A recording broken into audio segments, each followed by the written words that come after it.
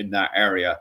Then they start to get involved with the local blood feuds, with the clans and stuff. I don't think people realize that kind of stuff, just as the Normans are starting to become more Irish than the Irish themselves, that's kind of a part and parcel of it, because you were saying there about, you were pointing out some of those Norman names. And it's just funny, when I was looking at the history even yesterday with King John, because if you guys don't know this, I'm actually putting together a PowerPoint presentation for Sunday night for King John and stuff over my Patreon. And as part of that, I was looking at the Normans settling down on the island of Ireland. And, straight away, one of the first things I noticed is how they get involved with the local blood feuds. It's a part of this evolution of them becoming more Irish than the Irish themselves, for sure. Like, yeah. And while Owen's still sorting himself out, we'll just move on to the next name, who was S. Corneen. He wants to know about the Sean O'Kiernan from Northern Canada family out in Sligo, Lochgill. The Corneens, sometimes in Kerry, it's apparently been anglicized to Courtney. Primarily, the only branch I'm aware of are the Breffna line, who were poets and chroniclers for the O'Rourkes.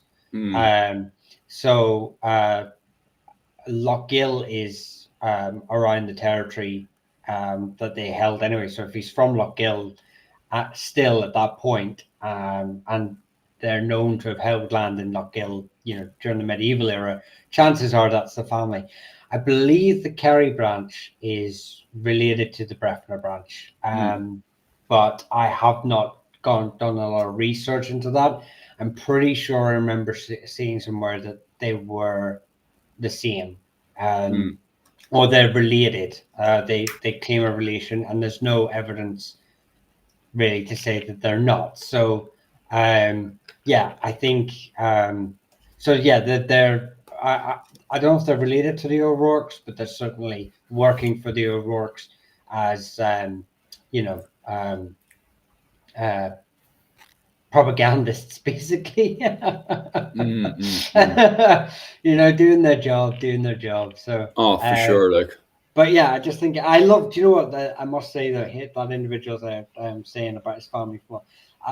What I really love is when you find out a family's probably been in the same area for like 2,000 years, 1,000 years, to find out they've not really moved more than a couple of miles from. That's so someone whose family moved so much in my youth, and I don't live anywhere near. Well, not too. I live in North Down now instead of South Down, but it's always interesting to see families are still very heavily concentrated in their sort of ancestral areas. For sure, like. Just popping back into the comment section there, guys. I know Michal is slowly making his way through the names and stuff. I'm just gonna be random because I specialize more in the campaigns and all that kind of history, all that kind of stuff, really. So I'll just be like looking away at some of the stuff there because I think some of the comments are brilliant, and are more my field rather than Michal's field. So I'm going to be plucking away at some of these questions and stuff. So if you feel like I've skipped over you or something like that, I don't actually mean to. I'm kind of just picking where Michal is actually literally working his way down the name list. I'm just plucking away. I'm just doing what I want here. Like, in fairness, I did pay for the multi-stream, so. It's mine. It's my stream. Get out. Everyone remember whenever you used to have that football, like everyone used to play football, and then there was one kid who was like, "It's my ball." Yeah. That's 100% what I'm doing here. Like, just making up the rules. Michal, you have to be the goalkeeper. It's all right. I was always the goalkeeper anyway. I'm 5'8" now, but which isn't much of a goalkeeper anyway. But yeah, I must have been about 4'9", the smallest goalkeeper in the world. Like, oh Jesus! Couldn't reach the crossbar until I was about 29.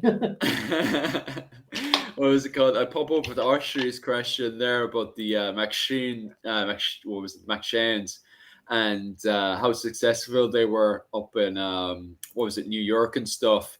How they ended up being quite popular, powerful anyway, up in New York. I'm assuming, Austria, what you're talking about there is like the gangs in New York and stuff, because that's definitely out of my field of expertise. Because once you start going past the what was it?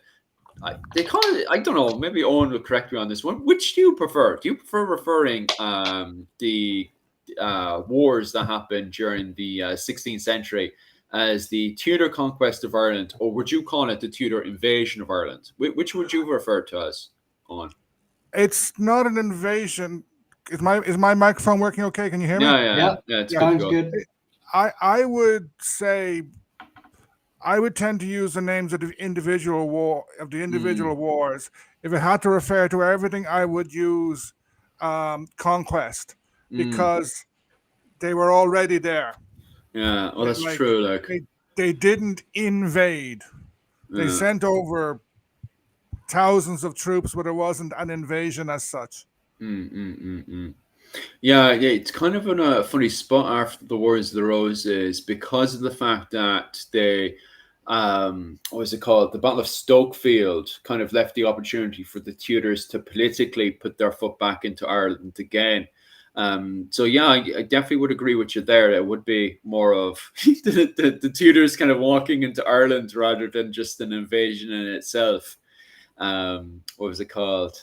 And then once you get up to 1603, I think everything past 1603 is kind of, starting to go out of my field of expertise. Because I think a lot of people would definitely agree. That's kind of definitely where the medieval era is definitely coming to. Like you would start to tidy up the medieval era around 1450. And then by the time 1603 is there, you expect all the toys to be kind of in its box at that point from a historical view. Yeah, because the Tudors are early modern.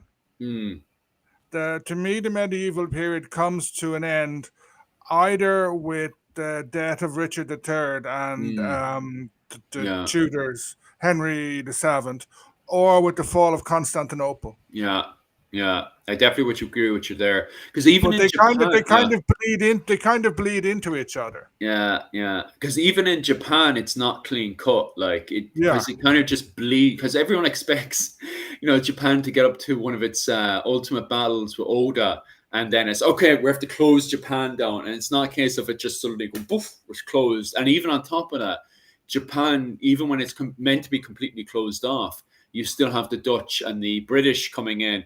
And even painting wise, like during the periods that Japan is supposed to be closed off, it's producing some of the greatest early modern paintings ever in the whole world. Japan is.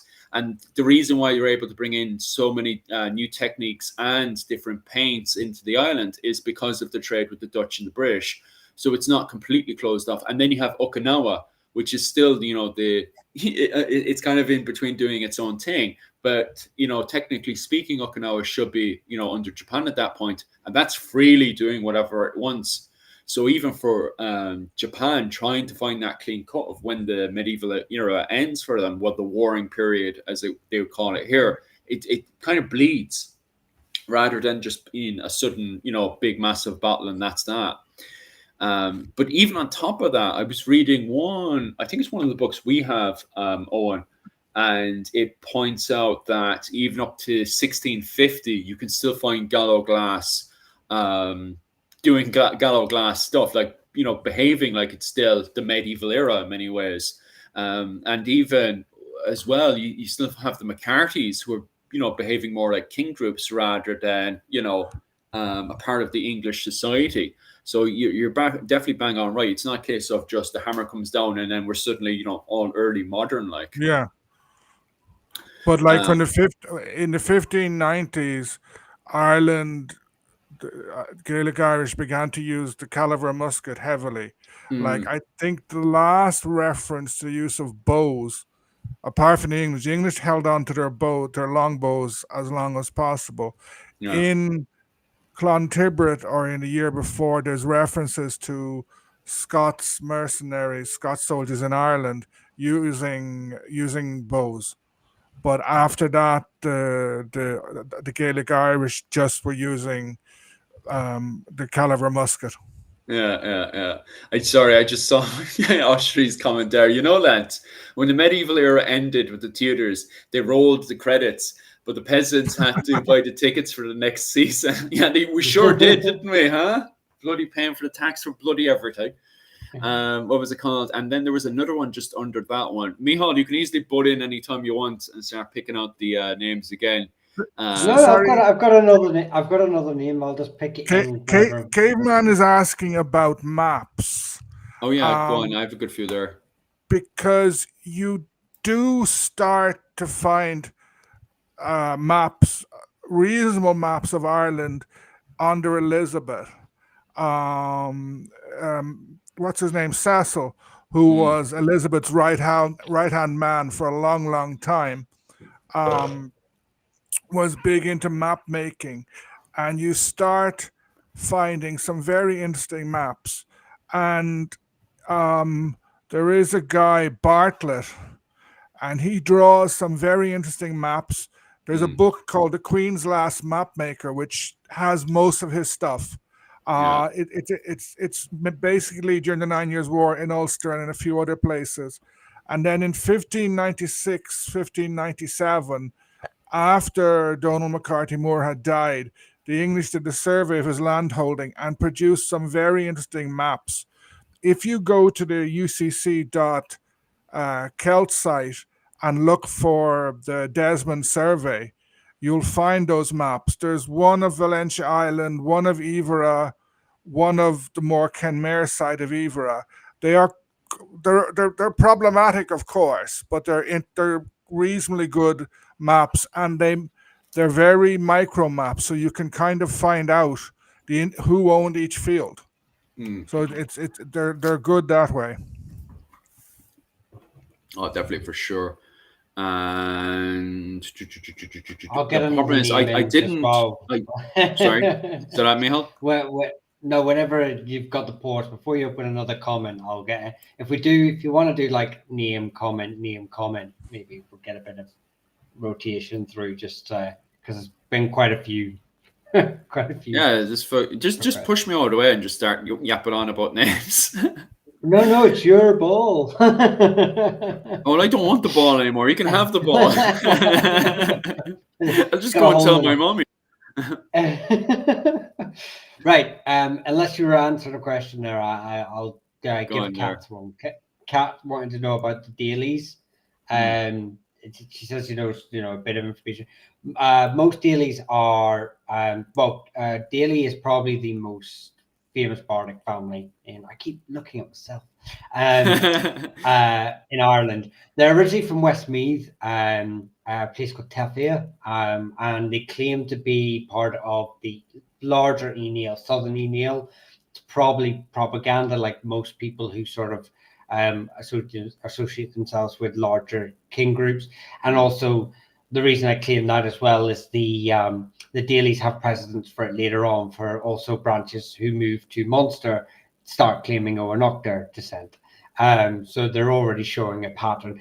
Being bards anyway, they're quite known for having that sort of deviation from the truth. So primarily though, they're from the Corca Adav, who are in Teffia, and that's the first known sort of branch of them.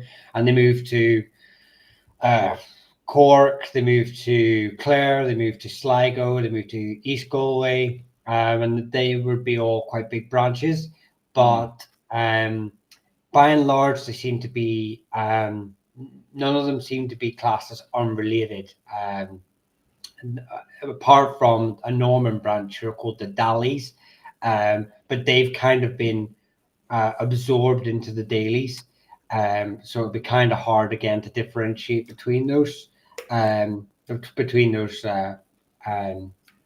groups. So you've got the West Cork, I believe, are from a place called Muntabarry, and then the Clare set I know are hanging around the Burren with the O'Loughlin's and later O'Brien's, but I don't know where the Roscommon, Sligo and East Galway families are sort of hanging about. But that's the O'Daly's in a basic nutshell. Nice. And I'll just pop back over to the comment section here. Caveman, why do you hate the O'Briens so much? I've been watching your comments popping up, and all you've been calling is the O'Briens. They're traitors. They're this. They're that. Why? Why do you hate the O'Briens so much? Like, but they are traitors. Jesus Christ. Okay.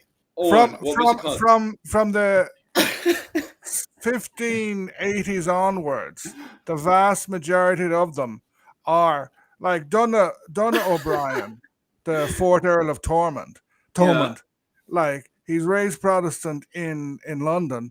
He's on Elizabeth's side the whole time in the 9 Years' War. One or two of his brothers tried to join Hugh O'Neill, but they were killed or pushed aside. Then they stayed pro-English. In the 1640s, Lord Inchiquin was terrible. And like, what do I expect of an O'Neill, you know? Yeah. But like they become extremely anglicized. Yeah. Like, Lord Inchiquin died a few years ago, and he told this story, which is I don't think it's true whatsoever. He said De Valera asked him to become King of Ireland after independence, which I don't think there is any truth in. And I have a family story. I don't know how true it is, but apparently my grandfather in the War of Independence took a pot shot at Lord Inchiquin, but missed. But they became ultra anglicized. Yeah. And, sort of, some of them became Jacobites later on, and but in the 16th and early 17th century, they were definitely on the wrong side. Well, I mean, to be fair, you can still say it's traitors being part of the Jacobites because they're still supporting, a monarchy that's based out of London. So, it's really, is it really still not being? I suppose it's the best of the bad bunch. What do you expect of these Ulster men, huh? Jesus Christ, I can have too many of them now. I need to start blocking them off my channel. Yeah, it's jealousy. A jealousy. Yeah, because we had Brian Brew, who was a good old Brian boy, who went off and bartered all you boys, and that's all it ultimately is off you. All just pure jealousy. You guys in your email, had 1,000 years to try to unify the island, take every single one of them cattle tributes. And did you do it? No, you didn't. And now all I hear is... Okay. So Brian Boru, fair enough, he took cattle tribute from the entire island. We can agree to that. But what we can agree is that all the Munster lads bent over straight away. In fact, they didn't even bend over for him. They bent over for his brother and then him. Whereas we kind of made him work for it 3 times. He had to come up to us 3 times and beg. I was just looking through the internet one day, and I was mad discussion, and someone said Brian Boru ruled Ulster for a wet weekend. Yes. Yeah. In the end, he came up and he went, "Please, guys, have my daughter. Please stop doing this. I can't keep coming north. The train fares are extortionate. Please stop me. I'm old. Please stop making me come up here and deal with these rebellions." And he couldn't understand the accent. I don't care which way you worded it, lads. You still handed over your cattle, so Who's king? Who's emperors of the Scotty? Huh? I don't see any Nail in that list. I think he still had to come to Ulster to confirm it, though. Over in Armagh. Yes, master. Yes, of course you're emperor of the Scotty. We love you, master. We love you in Armagh. You're the greatest. Just give us some more gold. Taking it, absolutely no problems. I can't say any more words there because I get into trouble. I'm literally, that's why I'm talking the way I am. I'm like, every single time I say a comment, I'm like, love to elaborate on that comment, but I get booted off YouTube. It's just a good job you don't drive, Philip, because I you'd be know, checking under right? your car in the morning. Right. Wait, What was oh it? yeah, Where were we up to? yeah. Grab a comment there while you start answering. How Before they tell you off about again. I'll how just be about back in 2 minutes. I have to check. yes. Yeah. Take You your just take your every time. time you disappear is fine, mate. Um, Usher Overseas is asking about the O'Connor Feelies and the O'Doones and the O'Regans. Well, I don't want to go like over all of them. It's a lot of history to sort of go over. But the O'Doones, actually the O'Doones. Don is the most common sort of anglicization of the name. Most people sort of think of the O'Dons of the O'Regan, who are a branch of the O'Connor Feelies. They are part of the same family. So it's much like the O'Dempseys. And the O'Dons are sort of lords of O'Regan. I don't know. It's in modern day Laois, so it's one of the main tribes of Laois. And they, they're quite a powerful family. The O'Donnells build quite like big castles. There's a couple of them. The most famous one is destroyed in the 1650s. What is it called? I think it's Tynahinch or something, if I remember. Tynahinch is their main area. You've got the O'Donnells of Tara, you've got the that's it. That's all I can think of. The Corkalugda of Cork. So which is more often anglicized the Deneen, but they're part of the O'Donnells. So the Corkalugda of Cork, and then you have Scottish Dons as well. So there's quite, again, so you'll have the same problem with families sort of interacting and intermarrying and adopting each other's names. The O'Regans are actually, there's Regan Mountain near where I live, just north of just above Dundonald, and I always want to check to see if there's any link to that area. But I've not checked it out yet. So, but the most famous O'Regans are the Thomond branch, but there's also a Meath branch who claim to be part of the Southern Neil, one of the famous sort of 4 tribes of Tara, and then you have probably the actual most famous O'Regans are the Dalcassians. They're part of Brian Bruce King Group. And they're found of like North Limerick, so they're the main. There is I'm not going to say there is an O'Regan linked to the O'Noctor, but it's only just sort of like people have just been started like looking into it, whether it's actually the Dalcassian group or an O'Noctor group. They don't know if it's like they've separated. And a branch of the O'Regans is settled in Munster, like a lot of Dalcassian families did. So I haven't done any research into it, but apparently there's some of them. So happy days. And let me pop back into the comment section myself. Joe O'Neill was just talking about what's your accent specifically, Micheál? My accent is an Ulster accent of a boy who left Northern Ireland at the age of 11 and then was educated privately and given elocution lessons, and then came back to Ireland 10 years later. I never had elocution lessons. Yes, because I was privately educated, and I was told that we were all told that you wouldn't get a job in London if you had a regional accent. So you had to have elocution. I see Owen gagging to say something there. A posh Ulster accent. Well, no, it's more posh. Not poshing. So what happens when you have an Ulsterman who's being forced, instead of having a posh Ulster accent, is being forced to have a posh English accent, is you end up with a common English accent. It still sounds like a proper from Ulster, man. Like half the time you sound like you're in the middle of Belfast, especially when you're proper See, that's what a raging on Corkman about say. something. What's that? I said that's what a Munster man would say. You think we all sound the same? Ah, you do. In fairness, you're all just a bunch of people waiting to hand over your cattle, to be honest with you. Hear the accent, and I'm just like... There's a big difference between the Belfast accent and the Derry accent. Ah, come on now. I can understand Belfast. Derry is difficult.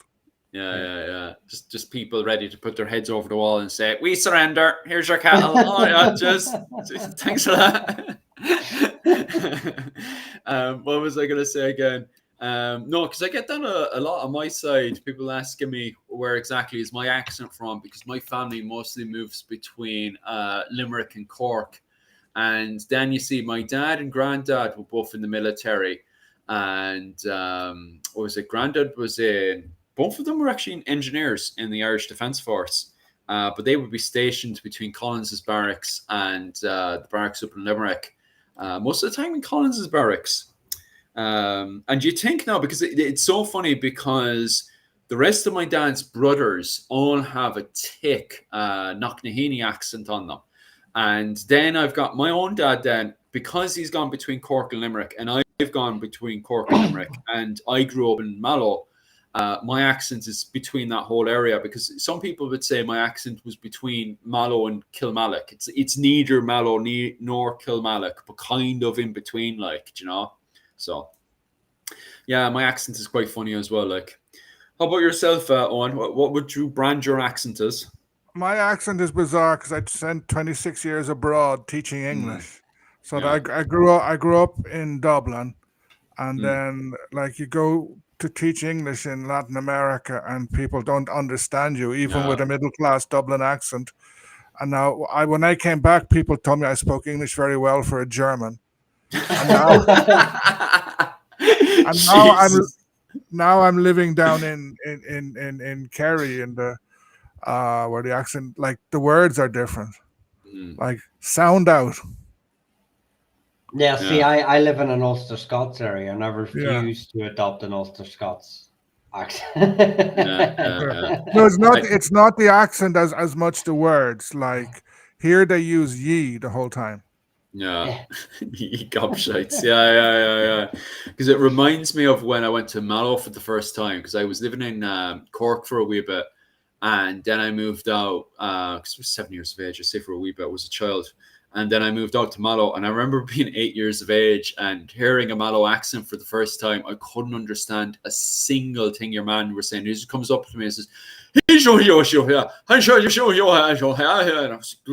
8-year-old going, Jesus Christ, what the hell is this? Like, completely bizarred out of it. Like, yeah, it's the same with my family. They were all farmers in South Down, and I couldn't understand my great uncles at all. Because like here the kids refer to like someone mentioned Kerry accent, but there are various Kerry accents. Yeah. And the kids around here, they refer to the farmer accent, the farmer Kerry accent, as the hardest one. Yeah. And it's like you, Micheál, your farming relatives, you need subtitles at times. Like one of my neighbors is really difficult to understand. Yeah. It's brilliant. And that's the banter, like, especially when people are making fun of each other, like. And what I was going to bloody say as well, I had a point there. Somebody bloody had a comment in there, and I kind of zoomed down thinking I'd keep it in my head. Oh, the Kerry one. Somebody says, I love the Kerry accent. Do you just abduct Kerry men? So you listen to them for a wee bit, and then you just take advantage of them. Are you one of those Americans, are you? I've seen that a few times where someone's like, God, you have a lovely accent, and then they just drag them off to the nearest B&B. Don't understand this single thing they're saying, like, you know. Well, so I was going to bloody say, Micheál, remember, you can push me to the side anytime you want and take over the show, like. Okay, well, I'll just jump in there with Yarrow Leafs. He wants to know about the Kavanaghs. So yeah, go ahead. Again, most people will associate Kavanagh primarily with the Leinster line of the Kavanaghs from McMurrough's son, Kavanagh, they claim descent from, primarily. But not all Kavanaghs are. And I think actually Kavanagh is actually an epithet. It's not actually his name. I can't remember if he had another name, but because it means like saint, from Saint Kevin. So I think there's an origin story behind that, but I can't really remember it off the top of my head. But they're not the only Kavanaghs in Ireland. You've got Kavanaghs. Sometimes, more often, it's Cavan or Kevin in Sligo and Mayo from the Fiacre Mui branch, but sometimes it's anglicized to or Kevane, but it's sometimes anglicized to Kavanagh. You have Kavanaghs in Ulster as well, who are part of the, I believe they're part of the Cianachta, who are displaced by the O'Cahans, who are part of the Neil in the 13th, 14th century. So there's another branch there. And I want to say there's another branch. Have you got that map? Which one? Because I have all your maps there. Ulster. Ulster. Ulster. I'm paying attention to the comment section there. I want to say there's one around Fermanagh, but I can't remember. And sometimes this map's a really good tool to. Shite. 1 second. Go on. No, I don't see him. Maybe I'm making that one up. I'm just making that one up. But yeah, like I say, so you've got the. No, it's a bit too. It's all right. It's all right. I saw the map. I was obviously just waffling there. But there's definitely an Ulster branch, the Cianachta ones, which the Cianachta are found normally up near Derry. So any Kavanaghs like in Derry would probably be associated with those. Happy days, caveman. You've got a Sligo accent, but your brother is from Birmingham. I wonder if you're related to what's it called? Any of the Quinns up your area in Sligo? Because my mother's a Quinn, and she was related to the McCormicks and stuff as well up in Sligo. And my mum did her DNA test recently, and because my mother has a Manchester accent, because Grandad had to move over when back in the 60s, the 70s, he had to move over for work. Although it's funny because he actually was in the IRA back in the day, and so was Grandad as well. They were both in the IRA, but Grandad had to move over to Manchester around the 60s and 70s, and he had Patrick Quinn, and he was Patrick Quinn, and they had to move over to Manchester in the 60s and the 70s for work, and they got very close. Over back then, obviously, you're going into the period of Margaret Thatcher and stuff. So a lot of the English started bullying the Irish on the work sites and stuff, and trying to bully their families and stuff. So all the Irish in there kind of linked together as a good old kind of Anglo-Irish community. And I'm just wondering there if I know anybody, because he's saying there about the Birmingham accent. But anyway, my mother had her DNA test recently, and for some reason, people are expecting her to have a bit of English DNA in her because she has an English accent. It almost came out 100% Irish, especially around the Sligo area. So everybody, some strange reason, was very surprised about that. Like an accent changes your DNA structure. Go on there, grab a few more there, Micheál, and have an old. What's it called? Have it all just waffle. Yeah. That's all. I'm pretty sure that's all we do all night is to drink and waffle, isn't it? Yeah, just go for it. Why not? Yeah. I think I saw the McGowans. So I'll just sort of reel off a couple of McGovern stories. It was the same guy. I can't remember who it was now that was asking about the Kavanaghs. McGovern's primarily one of the more famous lines are the part of the Ebru and Brefna, or they claim it. Got to remember, most families, when I state that they are part of a kin group, it's normally just one that they're claiming to be associated with. Or later writers like Wolfe have attributed them to these groups, but whether they've referred to it later on or not, but it's so that it's always a claim, not a factual statement. But they claim it anyway. So the Hebrew and Breffner, I mean, a perfect example is the Hebrew and Breffner claim to be part of the Hebrew, and they're not. It's a later fabrication as well. So they're probably from another group entirely. But yeah, they're the most sort of famous branch of the family. So they're found in Old Breffner, so Cavan, areas like Cavan, parts of North Leitrim, stuff like that is probably the most famous one. I'm not aware, but I know other branches do exist, but that's the most numerous one and who most people would associate themselves with. They're definitely the more famous branch. Cersei, what the hell are you talking about there, man? The O'Rourke's are right there. What are you whinging for? I have him whinging there that the O'Rourke's aren't on the map. The O'Rourke's are right there. What are you talking about? They're bigger than all the other ones. I know, right? I can see them a mile away. And what do you mean by the O'Rourke's are never on these maps? Jesus, give me a map where the O'Rourke's aren't just poof. Here, pull up your map that you had before the 1480, the whole 1488 one. Yeah, it's then boof, right there again in the centre of it, the O'Rourke's. You swear the O'Rourke's aren't the bloody map, the O'Rourke's and the O'Reillys. Jesus, what do you expect from somebody from bloody the Kingdom of Breffni? Like, the world has to go around him, and if it doesn't, Jesus, we all have to hear about it.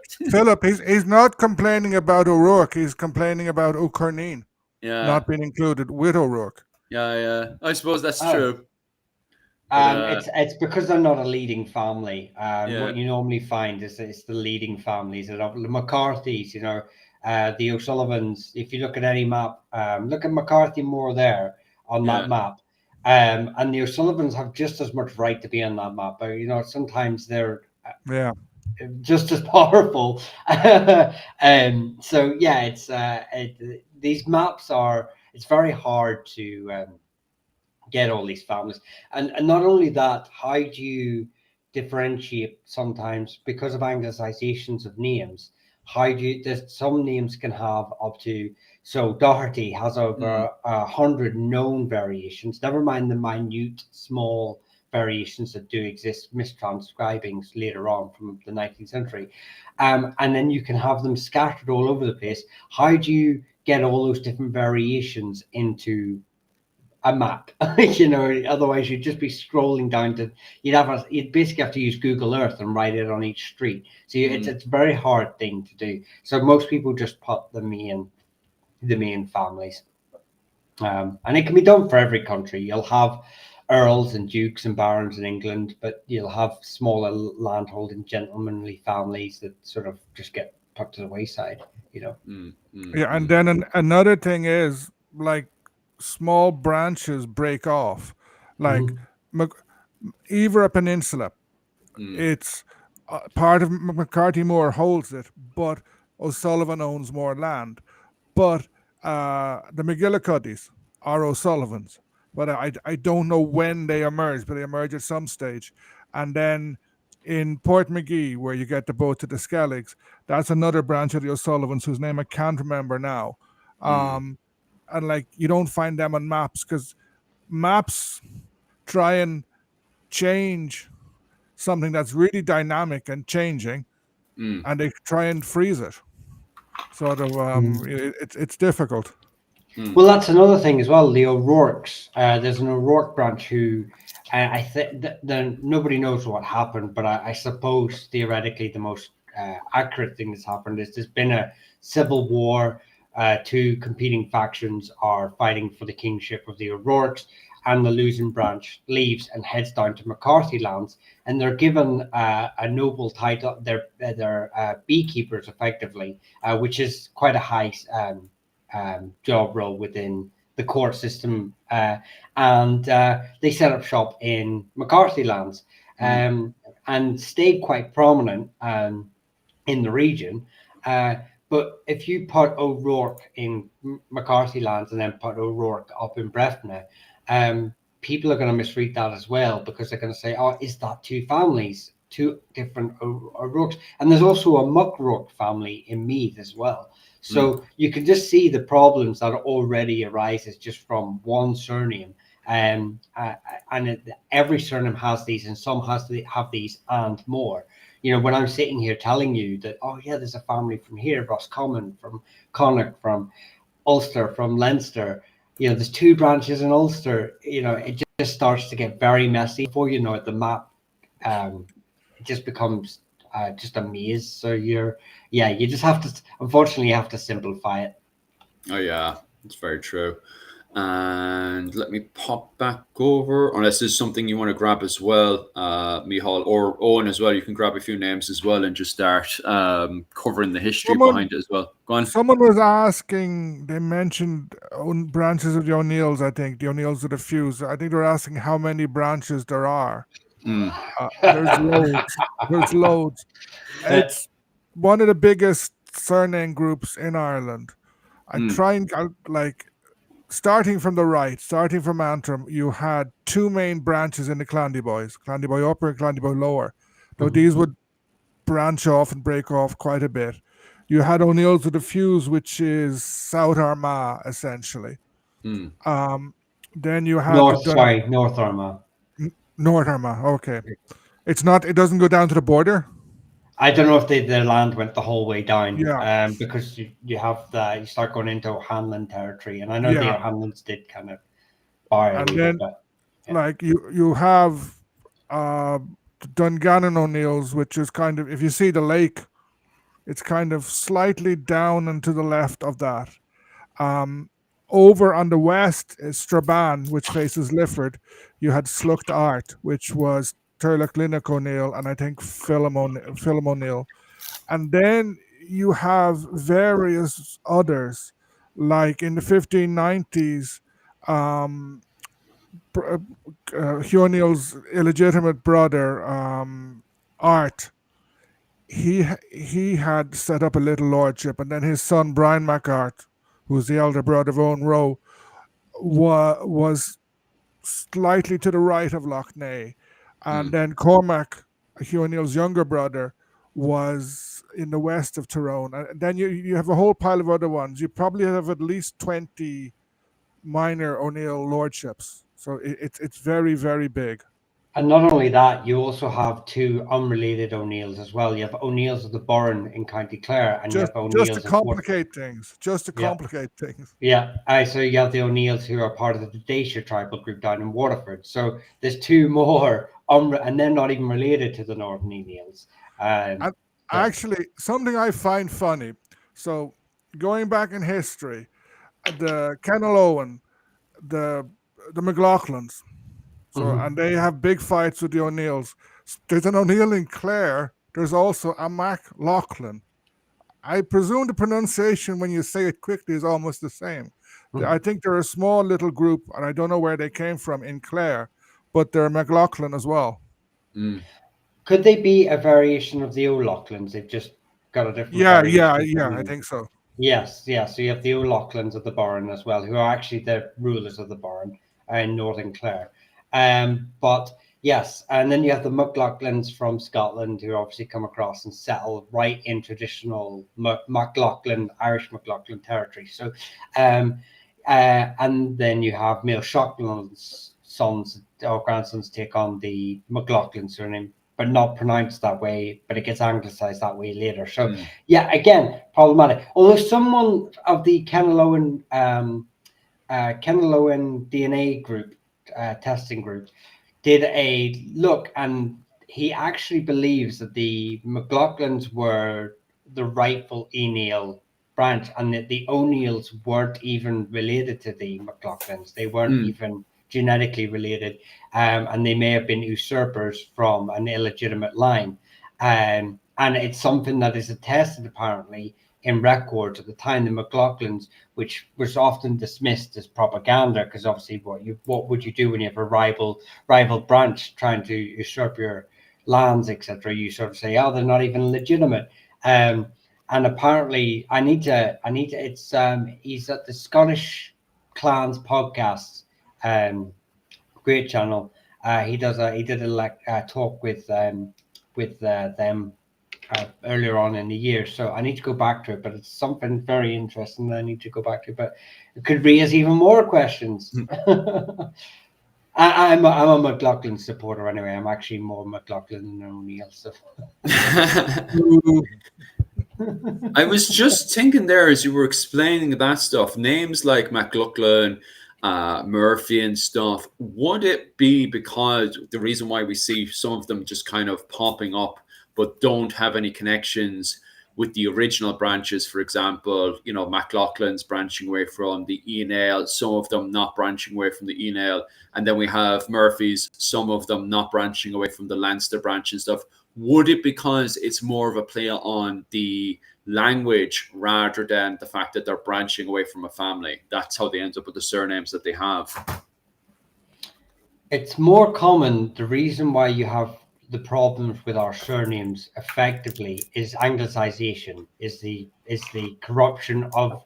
So Murphy, McCarthy is a corruption of effectively what we know, because again, we've only got records for so many families. You've got up to 3,500 Irish surnames today, and their variations, but they can come from multiple. You know, obviously the problem is that you have, like I said, McCarthy has 3 known anglicization points. So 3 separate Irish surnames, or Irish individuals have 3 different names, and they've got, as they've been anglicized down, and it's the standardization of the English language in the 19th century, they've all become effectively McCarthy's.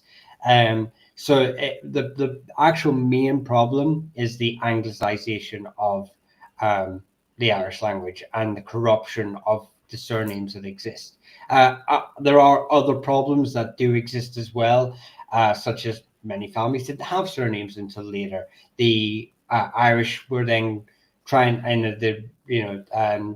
the Gaelic resurgence of the 19th and 20th century, they tried to re-Gaelicize their names and often did it incorrectly. So there's a lot of things that are at play that have corrupted our surnames to the point that they are today, and why you have so many problems with them, basically. And another problem with surnames is the use of nicknames. Because like if you look at Irish history, there are like O'Connor Don, O'Connor Carey, or Owen Rua, Aid Rua. So Clan de Boys, Clan Ahabui, it's Clan Aidbui, the son, the family of the descendants of Yellow Hugh. Even today, the O'Sullivans in South Kerry, there's at least 100 nicknames. And another thing I noticed down here, many people commonly drop the surname. So not the surname, they drop the O. Like they refer to John Sullivan as instead of John O'Sullivan. And it's only when you see the guy writing his name down, you'll see the O there. It's and that would have happened a lot. Nowadays, since like the late 19th century, with, as you mentioned, Michal, people pay attention to the O's, to the Macs, to the full surname. Someone else was asking about why there's so many versions of the O'Neills. You actually just answered that question, but people would drop the O, the name would get transcribed wrong, and things would change. And then, like, say someone went to the States in 1848, completely Irish speaking, and using a script that is slightly different, and their name they just put up whatever way people spell it.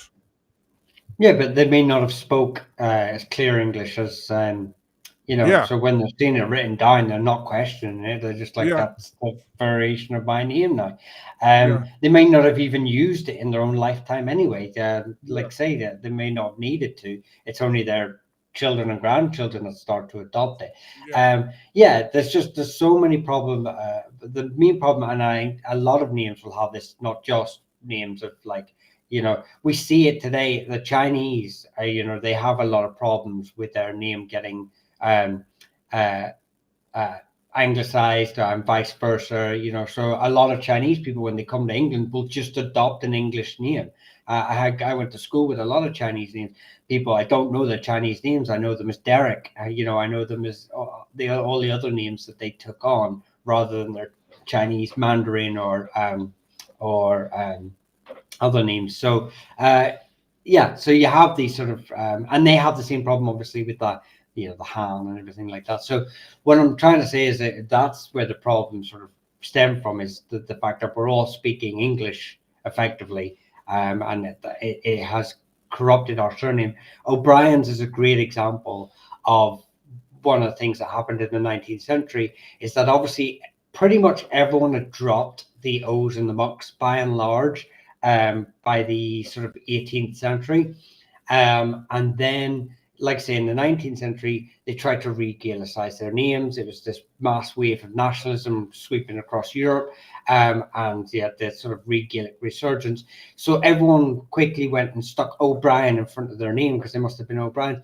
But some of those Brian's also an English name. So some of these families were from English, but over years of intermarriage and stuff like that, changing religion, they become Catholic, they become, Irish essentially. So you had families incorrectly putting O's in front of their names that never had an O in it in the first place. So these are just some of the problems that we have later on.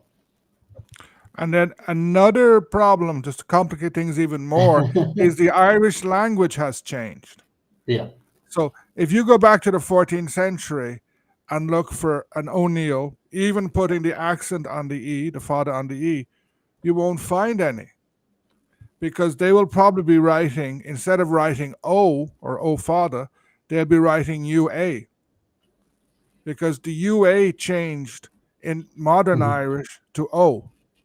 And then the various words have changed over time. The letters have changed, because someone put O'Rahillig, R-A-G-H. That H would not have been a letter. That would have been a dot, the shevu, over the G. It was only in the 1960s that they got rid of the old Irish script, and used the same one, and got rid of that. So names change. Mm-hmm.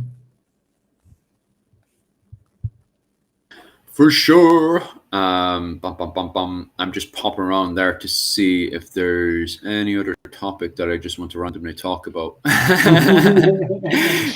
Just to give Micheál time to charge, because we've been there with the whip for the last hour and a half, just whipping Micheál as usual.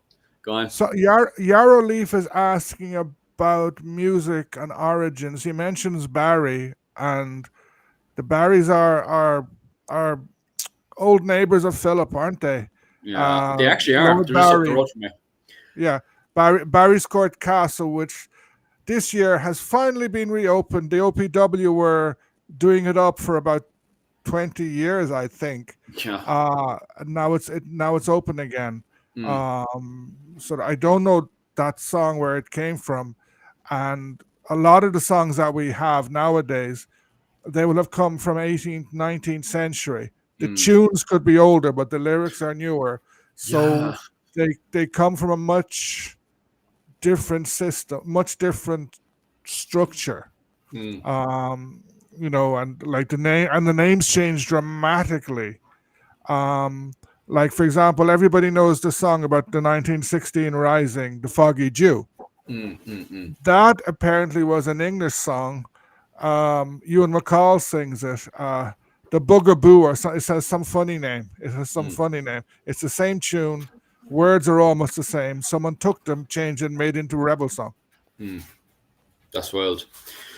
But yeah, the Barrys are up the road from me. All right, I went to school with a good few Barrys when I was growing up and stuff. They were originally a part of that kind of Hiberno-Norman connection, but I maybe, Owen, you could elaborate on this stuff as well. But I was saying, just as the quote-unquote Cambro-Normans, the Knights of the Welsh Marches, and the King's Knights in Ireland, the Anglo-Normans, just as they're settling in, around the 1220s, and they're getting on with the local Gaelic in that area, and they're starting to get into the politics of the local area and stuff. And they're then marrying into locals, they're taking on foster children and stuff.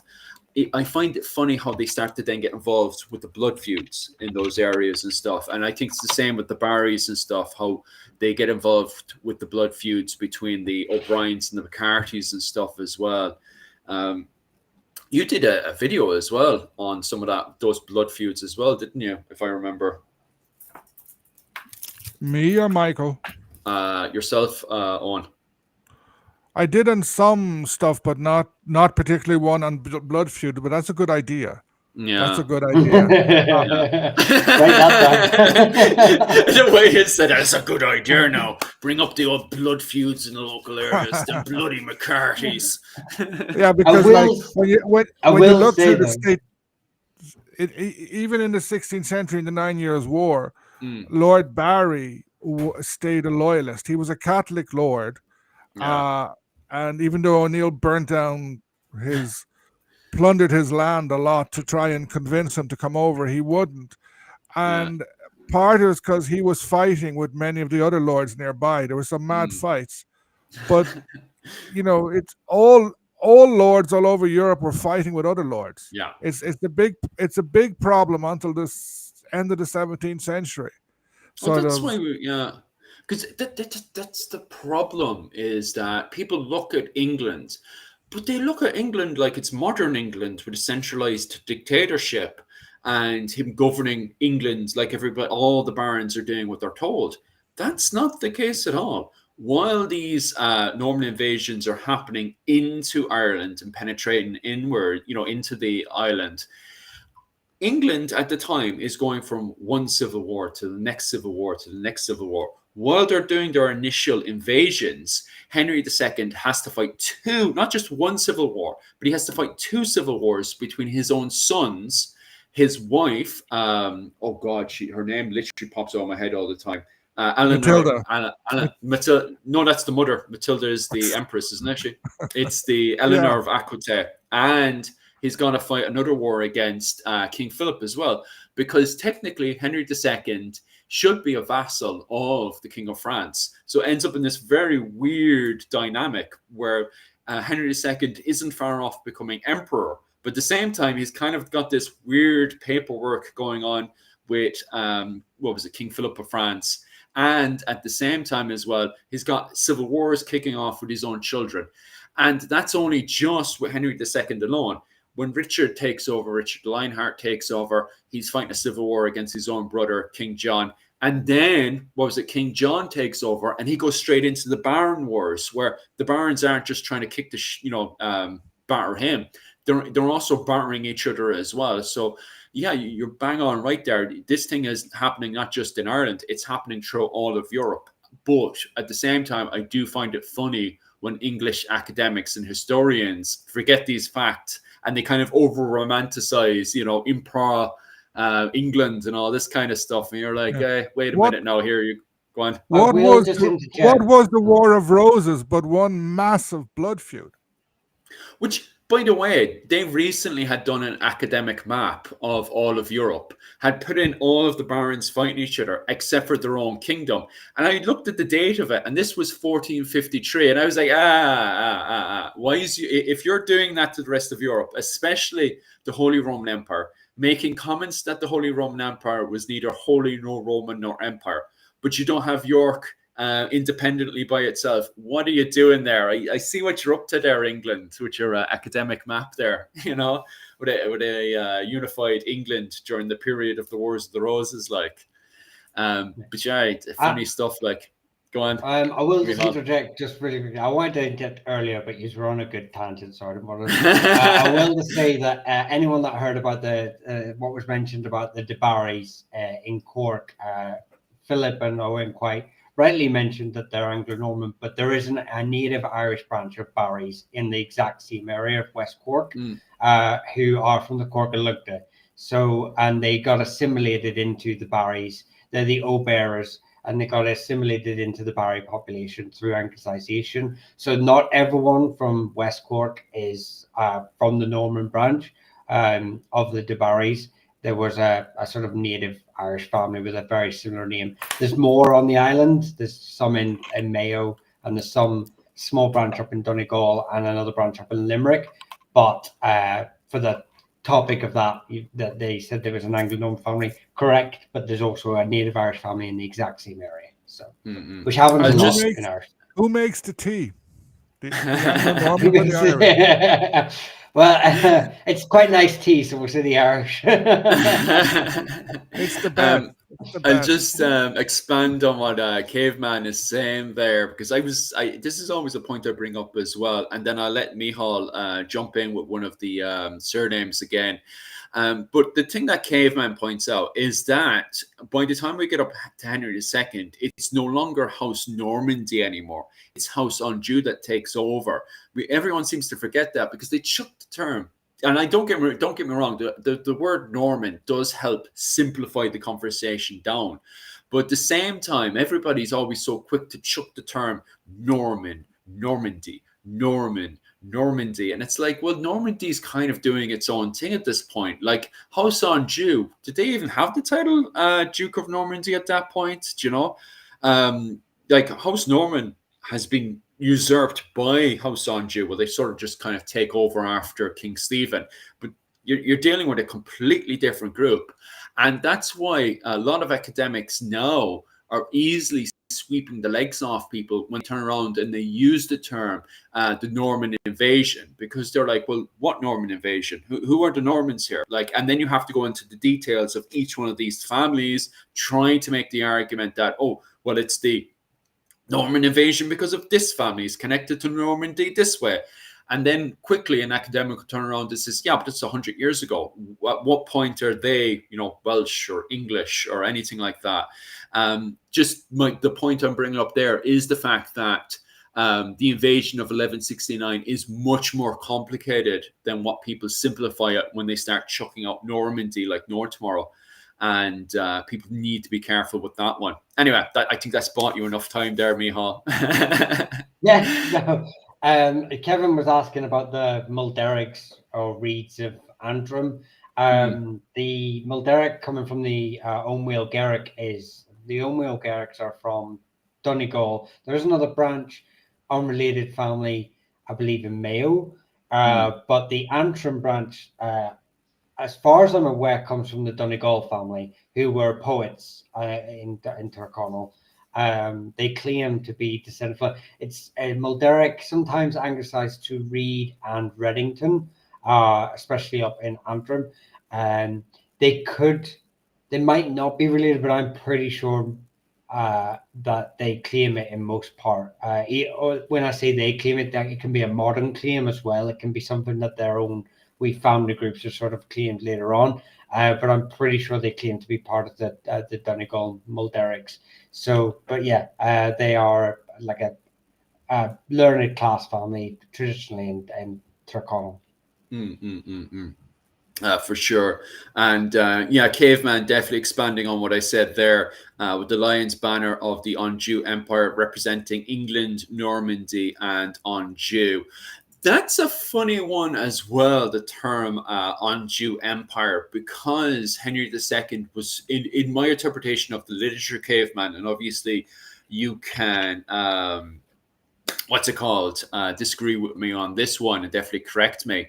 But I think Henry II was very hesitant to use the term Anjou Empire because of the fact he didn't want to annoy the Anglo-Saxons, the native English living in England at the time, because of the fact that the native English were used to having their own local councils. And when Empress Matilda took over, she was looking to remove the local councils in England and start bringing in more of a centralized dictatorship onto England, which really, really upset the Anglo-Saxons. When Henry II took over, from my understanding, he liked the councils, the Anglo-Saxon councils, because it allowed him to govern France, while he was away and stuff, and just let the barons in England do what they wanted, because he was more focused on France. France was, the civilized area that knew what they were doing. That's my understanding of the literature. Is the fact, he didn't want to upset things in England. And I think that's why a lot of the times he was very hesitant to refer to himself as an emperor or anything like that. Although he could have, in a way, because of his relation from Empress Matilda downwards, and even push for some form of Roman title in the West, So I think that's quite interesting as well. Michal, you look like you've grabbed a name there. No, I was eating chocolate again. I'll see what else is going on in the old comment section. No, there. I mean, I've always got a name. Work away. Go on. Yeah, which one do you want to go for? No, the Don't Knowable was asking about the Leiden, so I just thought, well, I'll just eat a chocolate. Go on. I've always, I love this name. I've always loved the O'Leidens, because one of the translations of it is the little ugly one. Yeah. So I've always kind of had a wee bit of it's a bit like the O'Driscolls and the Bearer of Bad News. So it's these little translations of the names that sort of make me giggle and remember their sort of names and stuff. So Leidens, Leidens, all those sort of variations exist. Primarily the family is from Connacht, Western Connacht. But it's not really stated who they descend from in the Connacht, because they could literally be where they are. They could be part of the Ivina, who are the O'Kellys, the Ebruin, who are the O'Connors, the Fiacra, who are the O'Dowds. So they could be really related to any of these larger royal connections from where they're found, but they're not really. None of their sort of families' histories have ever really given much light on it. It's anglicized sometimes to Leiden, or Leiden in Munster, but they are part of the Dalcassians, so they're not related to these families, even though they're sort of found on the same sort of Shannon. But yeah, it's there's not really a lot of history on them. They're not really sort of well attested. The only thing that ever really came up whenever I searched the name throughout the years is the translation, which is why it's stuck in my head. Yeah, the little ugly one. So yeah, maybe start calling one of my kids the Leidens. It's quite a nice name. Someone's asking about the O'Driscolls. Oh, the O'Driscolls. I know a good few O'Driscolls around this. Go on. They're a West Cork family. I think their main castle was Castlehaven, which is now called Castle Townsend. And they played a very big role in a naval battle, the Battle of Castlehaven, sort of after the Spanish arrived in Kinsale, and then a couple of weeks later, some Spanish who'd been with the original fleet but driven back to Spain returned, and they got driven by wind, fortunately for them, into Castlehaven. And then the English sent a few ships to sink these Spanish ships. They sailed into the inlet of Castlehaven, but the O'Driscolls and O'Sullivan Beara and the Spanish, they landed guns and they had muskets, etc. And there was a big battle essentially between English ships and the Irish and Spanish forces on the shore. 2 Spanish ships were sunk or driven aground. The English got stuck because of the wind, so the battle went on kind of for 3 days. And then the English went back saying they had sunk all the Spanish, while the Spanish said they sunk 2 English ships on the way back. So and then they were a group that were very connected with the sea. So they were quite important in West Cork. I'll change the map for you there. Somebody's I complaining. will about add, so I'll add a bit of like origin story for them. They were a part of a tribal group called the Coca-Lugda, or Ligda, Coca-Ligda, depending on your pronunciation, found in southwest of Ireland, who are effectively the original rulers of Munster before the rise of the Owenachta. They had Kingdom of Ustrugur is one of the satellite states, which became Ossory and then Kilkenny. They and had many branches of that sort of tribal group ruling in there too. So they were quite a powerful group. They're related to likes of the Coffees as well, who are a related branch of them. But they are obviously the O'Driscolls claim to be of the senior kingly line of this tribal group, the more dominant line of it. But they're obviously surpassed later on by the McCarthys and other Owenachta groups quite early on in, I think, the 6th century. Satellite states sort of exist around of the Coca-Ligda for a wee while, but effectively by the sort of 8th century, they're completely surpassed. And then the O'Driscolls end up in this little corner of Ireland. So coming from a line that are said to have ruled most of the southern part of Ireland to this tiny wee corner in the bottom right, is a fall from grace, but at least they still had lands. That's it. And somebody's saying as well that they were related to the O'Learys. I'm not surprised. I'm not shocked, to be honest with you. I don't know about Owen, but I know so many O'Learys and O'Driscolls, especially around Mallow, where I'm from, are just like clicked together, like, you know. Well, they're all part of the Cork League District. They're all claimed to be in. Yeah. Owen, you're dying to say something there, yeah? I was just going to say my local off license is O'Driscoll's. Very good one. yeah, this is the same myself. The moment he said it, I was like, oh, there's a name, but in a few what was it called, things to them, all right. Like there's a traveller community as well, the O'Driscolls.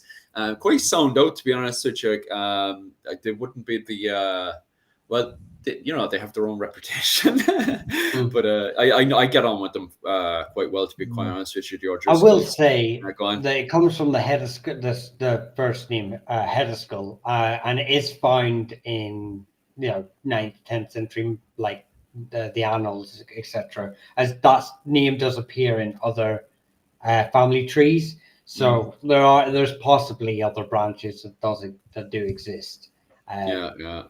But they're just not as well recorded. Again, just lost to the waves of time, unfortunately. Someone is asking David Jones about O'Sullivan Bear, saying, was he the last Gaelic lord to leave Ireland? No.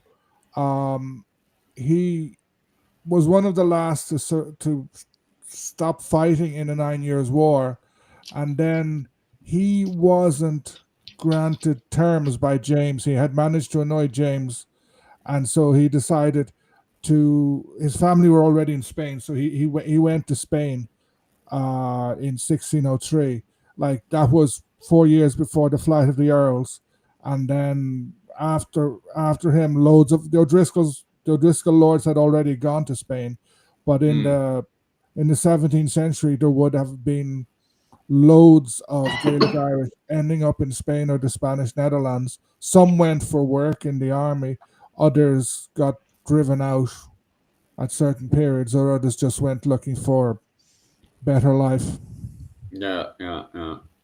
Love to the Travellers. Yeah, I get on with tons of Travellers, to be honest with you. I get on well with the O'Driscolls, but I used to get on really well with the O'Briens up around the Mallow area and stuff. But they got into a nasty feud recently.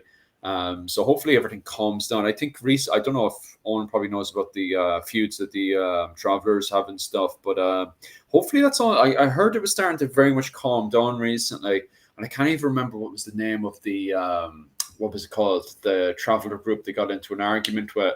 I think it was like the Fitzstevens or something Traveller group. I can't remember what the name of the Traveller group was, but it was supposedly very, very bad up around just north of the Mallow region and stuff. So, but I've always gotten on very, very well with the O'Brien Travellers for sure. Like, You've got one there, Michal, do you? No, I'm catching up now with all the I'll leave it. So yeah, I'll leave it. Catch up Someone there. asked where the O'Neills come from. Tyrone is associated theoretically Inishowen in Donegal. Grinon of Alec was where they theoretically started, and then they moved in. Kenol moved into Tyrone and Armagh, and so that's where they're most associated with Tyrone and Armagh and parts of Antrim and down. Sort of Tyrone. The name Tyrone means Tir Owen, the land of Owen. Inishowen is the island of Owen. Owen is the son of Niall of the Nine Hostages, and he is their legendary ancestor. So Kenol Owen are the descendants of Owen. The O'Donnells belong to Kenol Connell, Connell was another son of Niall of the Nine Hostages. So that's O'Neill's in 30 seconds. Yeah.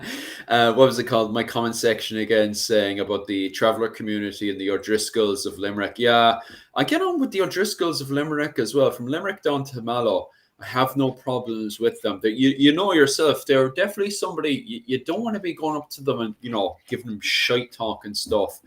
But at the same time, as long as you don't give any problems to your O'Driscolls and you leave them alone, they're grand. I think they're perfectly fine. I think they're a good bunch of lads overall.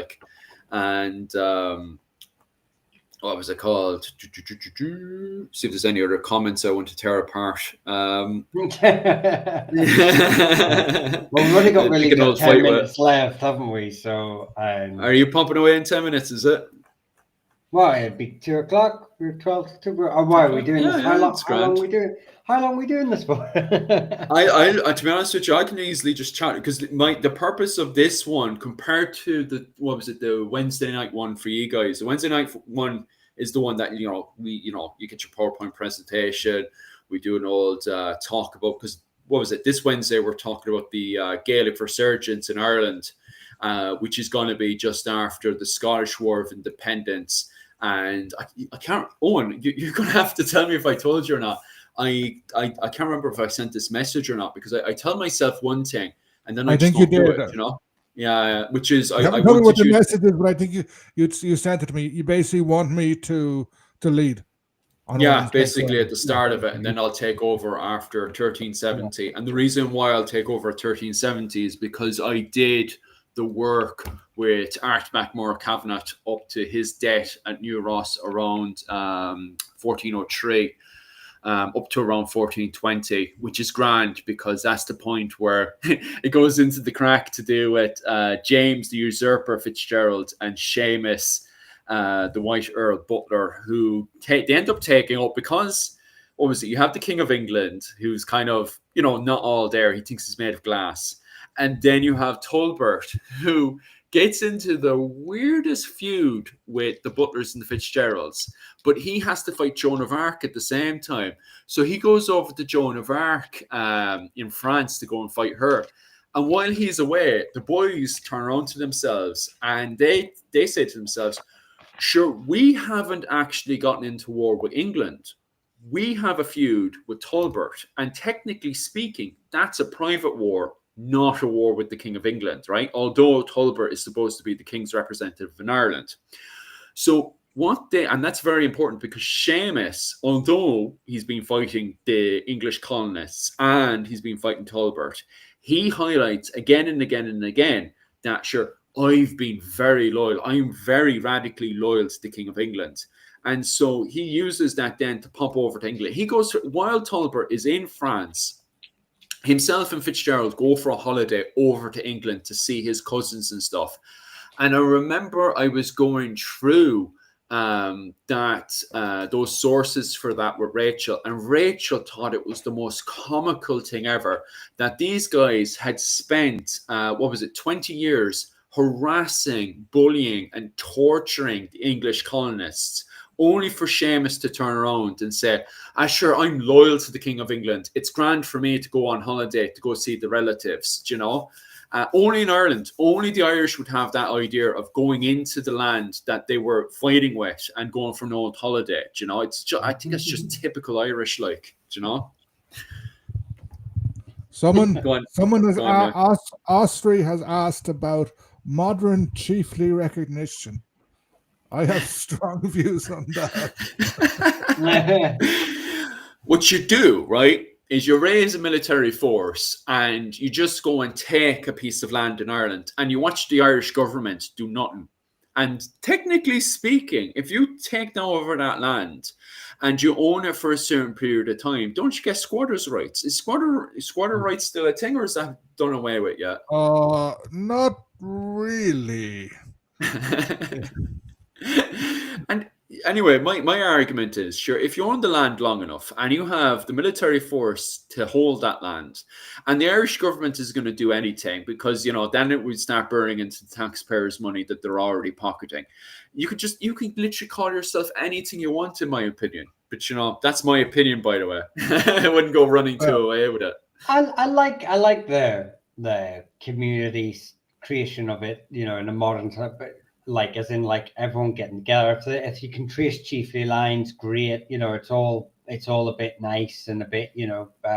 But as a political arm, or like the Lords have in England, no, just you know. So I treat it the same way I treat a coat of arms. You know, it would be modern in nature, but they're a good little symbol to rally behind once a year for little gatherings and stuff like that. And you know, I think, and I often like the Muslim world and India and stuff like that, where they have a strong clan ethic and where resources are applied together and stuff like that, and communities are built from it. I think that's a great idea. You know, if you can have these connections just through large, wider family connections, whether you're really related or not is irrelevant, behind a single symbol or surname, where you can sort of say, oh, well, I met so-and-so from Washington who owns a business, and if you want to move out there, you can sort of, you know, work with this individual. I think it's great, you know, and that's the way it should be used, not as any sort of like clan rights to land or political arms or anything like that. Yeah, I tend to agree with you. I think when a community does it, when they sort of, it's something that, oh, a bunch of O'Neills, a bunch of O'Briens elect an O'Neill or an O'Brien, that's fine. But there are many who claim descent. And what really gets me annoyed about this is they claim Gaelic kingly title or Gaelic lordly titles using English law. Because it's not primogeniture. And then you have people like, there was a case, this guy claimed to be McCarthy Moore, in the early 2000s or 1990s, and he got recognized by that heraldry office in Dublin. And it turned out he was from Belfast. He wasn't even McCarthy. And there's somebody I've seen online who's claiming to be an O'Sullivan and has invented an O'Sullivan tartan and stuff like that. And I read it, and I think that's absolutely ridiculous. He said some Moldovan or Romanian prince or claimant prince has acknowledged his claim, so therefore he's of royal blood. Yeah, Terence the Hoaxer is the McCarthy guy. So I think when people do it, it's fine. To me, the Gaelic titles ended. Basically 1603 and definitely after Cromwell. Yeah. Some families can trace descent, but many people can trace descent. Like sort of, you know, because through women, through men, through second sons, etc. It wasn't primogeniture. Well, we're all descended. I think there's a famous, I can't remember it, but we're all descended from kings. You know, there's a very famous saying. And peasants. I mean, yeah. No one wants to claim the poor peasants. Oh no, us Doyles were always peasants. There's very few famous Doyles in the annals. I've got to say that. But yeah, I mean, I've had people from the diaspora come and go, oh, you know, what castle do I claim? And I says, well, you can take a brick from it because there's so many descendants that you would all only inherit a brick each. So you're better just leaving it there. And And and it's so true in that sense. But like I say, it's as a community thing, because we've already established that there's three known locations for the Barrys.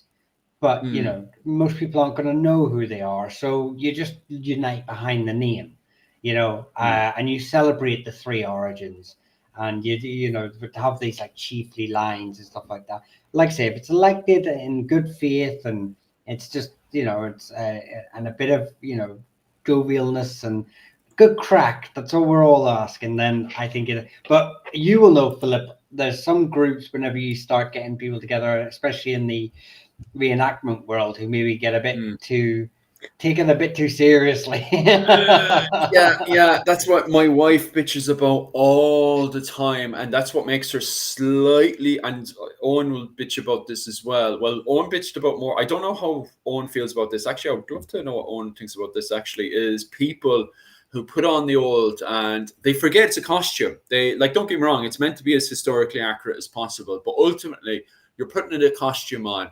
And suddenly they have become the role. And it's like, you're not, technically speaking, you're not an actor. And also, you are not, especially if they put on clothing from Dublin and they start walking around the place like, I'm a Viking. And it's like, oh, Jesus Christ, please calm down, will you? I've seen that. And that's exactly what Micheál is talking about there, is lads who put on clothing that they have, they for the comment section there, myself and Micheál, we do living history, and the two groups that we're in, Micheál's group specializes in clothing to do with Dublin, and my group specializes in clothing to do with Cork. So it's a clothing mixed around the area, which is Hiberno-Scandinavian, which is Gaelic and Norse clothing mixed together to make Hiberno-Scandinavian clothing. So our groups look at the finds and stuff, and we look at what's happening in the local area between the trade between Norway and Ireland, and then we can put these clothes together, looking at the likes of the Books of Kells and the effigies in Clonmacnoise. So we have a fair idea on how to construct these clothing and stuff. And so we have lads that put that clothing on, but some of the lads, they put it on and they think, I'm a Viking, and they behave just as bad as lads who go through their DNA and they find that 1% Norwegian DNA, and they're like, oh, I'm a Viking. And it's like, oh, Jesus Christ, will you ever calm down, will you? I don't know how Owen feels about all that kind of stuff as well.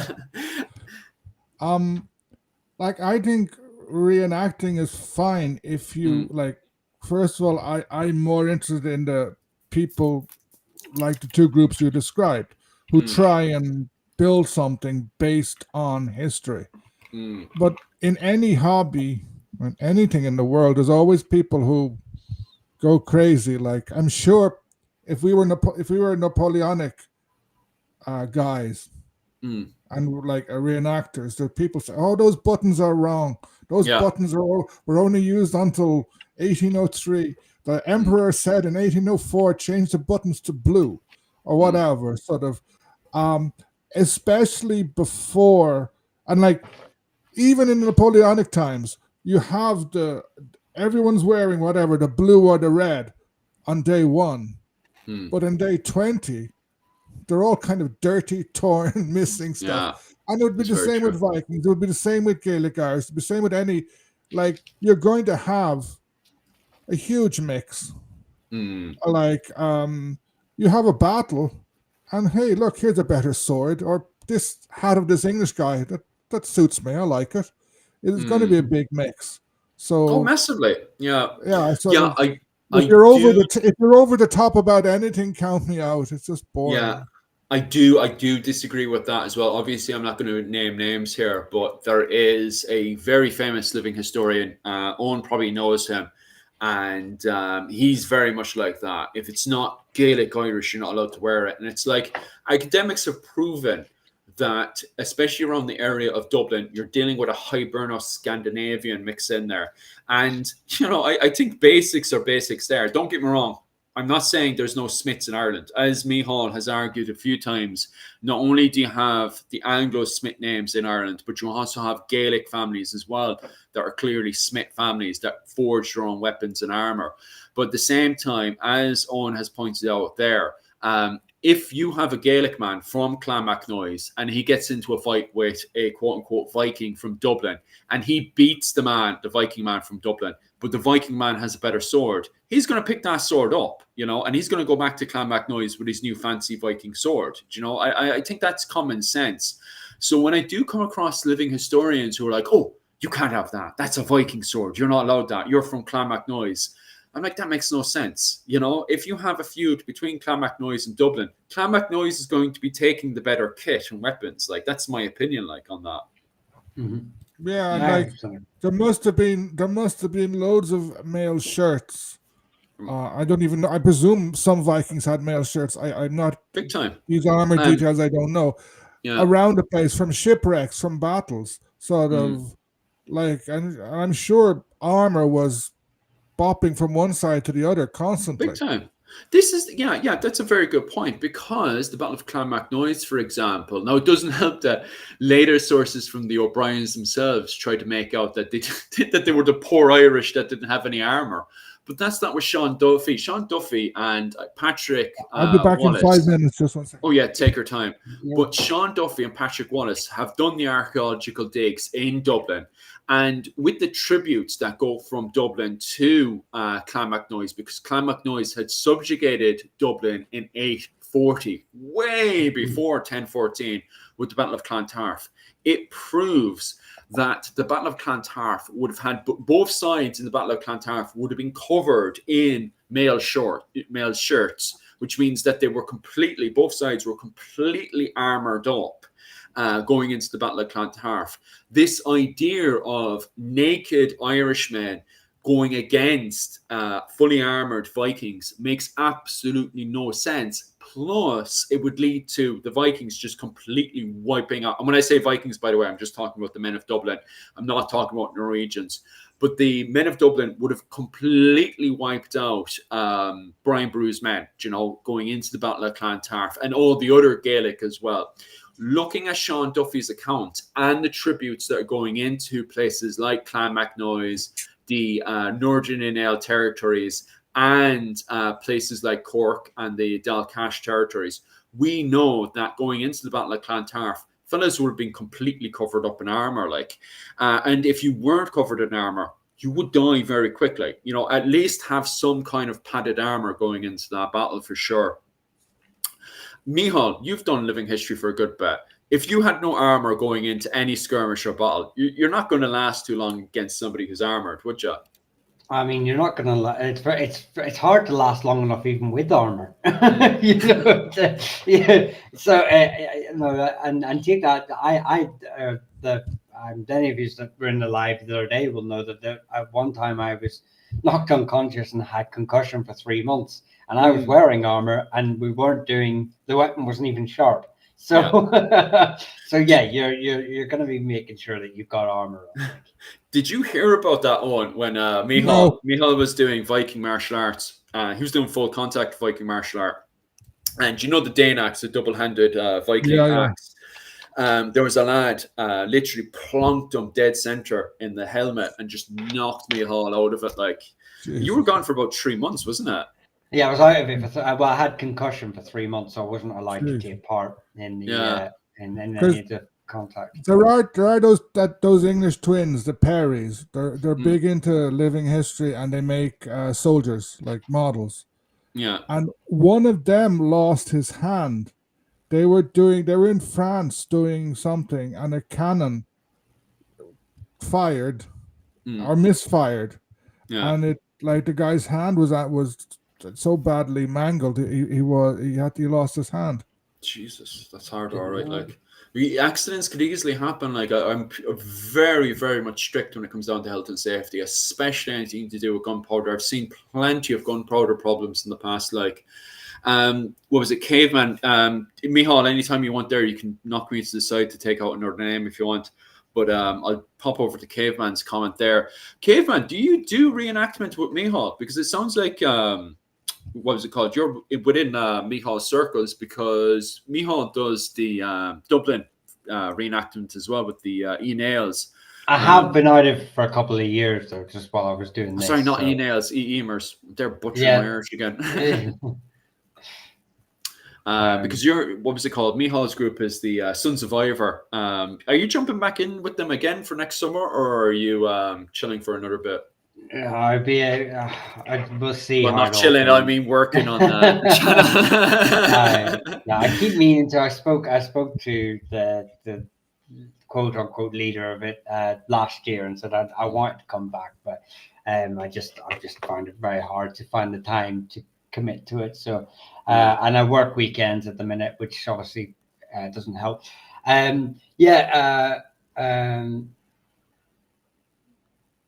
Oh yeah, he does the same fighting style as Yeah, because Mihal was in Sons of Ivor for a bit. You're probably in the same circle. I bet you know. You guys have probably gone to the same events together. It's like, I'm looking at there going, that's the exact same circles as bloody Mihal. Like, there you go. Yeah. See, there you go. There you go. There. Yeah, there you go. You'll That's know, up to two. You actually know it, but within the same circles. There you go. It's funny. Just mentioning about armor against armor. Sometimes like in Elizabethan wars and other times, the Irish had less armor, and that was an advantage for them at times because they could run quicker. Yeah, because if someone is chasing you wearing armor, if you just jump out of the way, you can wear them out. And I know that James O'Neill in his book on the 9 Years' War mentions that at times the English just began to throw away their armor because it was all fighting either with pikes or with the muskets. So they were finding the armor wasn't good, so they throw it away so it could go faster. Yeah, 100%. If you're looking at cattle warfare, 1 second, I'll get this moving up again. Oh no, my PC's decided it wants to go sleep. Well, that's working. 1 second. Oh, just give us a second there. She's acting funny. Oh yeah, there she is, back up again. But 1 second there. So this is the Book of Kells, where it shows this is called the Book of Kells Warrior. And in it, it shows a kern just with his widgie out. Watch out for his widgie there, it'll poke you. But he has a buckler and a spear, and he just has the quarter-length pants. And he would be mostly for cattle raids and stuff. So anytime you look at like the likes of the Finn Cycle or any sources, and it talks about cattle raiding, it will normally describe clothing like this, the quarter-length pants. He's got a lot of people do believe he has, and I believe as well, he's got a cloak on. So that's a cloak on over his shoulders to keep him nice and warm. And he's got a buckler. It's very interesting because that's an early medieval buckler. That's not a late medieval buckler. And he has a spear as well. And that's great for skirmish fighting, for dueling, not great for the classic conventional fighting, spear on spear fighting. Anytime you have, if you look at the Táin Bó Cúailnge, for example, when you do have spear on spear fighting, they chuck on armor on top of that one. I would say they definitely put on Gambinson, which is padded armor on. There's always an argument and debate between myself and the comment section and stuff about the usage of leather armor. The problem I have with leather armor, although it does describe something like leather armor in the Táin Bó Cúailnge, I'm a bit hesitant for it. But regardless, when it comes down to skirmish fighting, dueling, anything of that nature, this is how they were dressed during the early medieval period. And the era that, what's it called, Owen O'Neill just described there is the late medieval Renaissance, where you'd see more kind of this depiction for the likes of cattle raiders, the kerns, people who would be involved with the likes of cattle raiding and dueling and all that sort of stuff. And it's quite interesting as well because the ring swords are something that a lot of specialists in warfare absolutely fall in love with. So not only do we have the old bucklers and stuff during the early medieval period, which is absolutely fascinating, but we have really super unique swords in Ireland, which makes dueling and skirmishing absolutely so fascinating to study. Obviously, if you look there on the far left, we have the old, what people refer to, and Owen O'Neill can correct me on this one, the Cleave Moor, as is pronounced in Irish, and then which is, if you guys are turning around and saying, is that Claymore in the Anglo version? Yeah, from my understanding, it is, unless Owen O'Neill will correct me on that one. And then on the center, I think it is. Yeah, and then on the center there, we have a regular cleave, and then the anglicized version of that is an Irish ring sword. So if you just type in a regular Cleve, it should pop up, or the reenactment group Cleve will pop up instead. And then on top of that as well, if you're looking for the English version of it, just type in Irish ring sword. Cleve just means sword in English, so you're not going to find it that way. And those Irish ring swords are so fascinating. Obviously, that's one that's cut off. I think if you look at this one, it's got more of the side. But when it comes down to dueling and anything of that nature, oh, absolutely. Because it's so well balanced. And these are swords that are definitely produced within the Gaelic world, or at least, that blur between the Anglo-Irish world of the Desmond Fitzgeralds, the McSweeneys, the O'Briens and stuff, and the O'Neills and that whole group and stuff. And as Micheál there would easily talk about the different families that were involved with the smith work in Ireland and stuff. Absolutely so fascinating to study. And it's even more interesting still because of the likes of the blade and the hilt and everything in that is a European influenced, which highlights the fact that Ireland this isn't something that the likes of the O'Briens and the O'Neills just kind of woke up one day and went, I'm going to invent the Irish ring sword. You can see the influences in the way that weapon is designed for sure. Yeah. Just two questions, 2 points have come up. Jim O'Neill is asking about smoothbore or rifle barrels. I think rifle barrels I think in the 17th century you have some individual ones have rifle barrels, but on mass-produced guns, it's only post-Napoleon or like late 18th, early 19th century. So the period we're talking about, it didn't really exist. And Cuivon is talking about forest ambushing. The Gaelic Irish were very, very good. Like when they would fight in a forest, etc., it's not always an ambushing. They would use the forest as a natural fortification, and they could be in there. And there's something called plashing, whereby they would essentially tie the branches of the trees together to make an almost impenetrable defense. And they could be there and they say, hey, to the English, come and get us.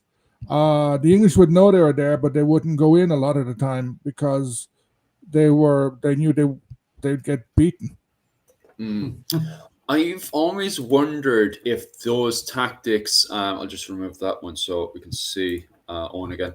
But I do wonder if those tactics that we see in the 9 Years' War, if we see roots of that, quite literally roots of that, going back to the, Richard II in Ireland from around 1370 to around 1399, because of the fact that when his forces go up into the Wicklow Mountains to fight Art MacMorrough in 1399, you can see those skirmishes where they're slowly but surely tearing up the English forces.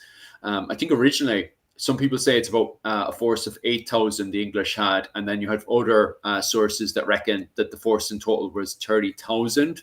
Very debatable, of course, but ultimately what I'm trying to say is that what you're dealing with is a much more smaller force by the Irish taking on a much far larger force from the English.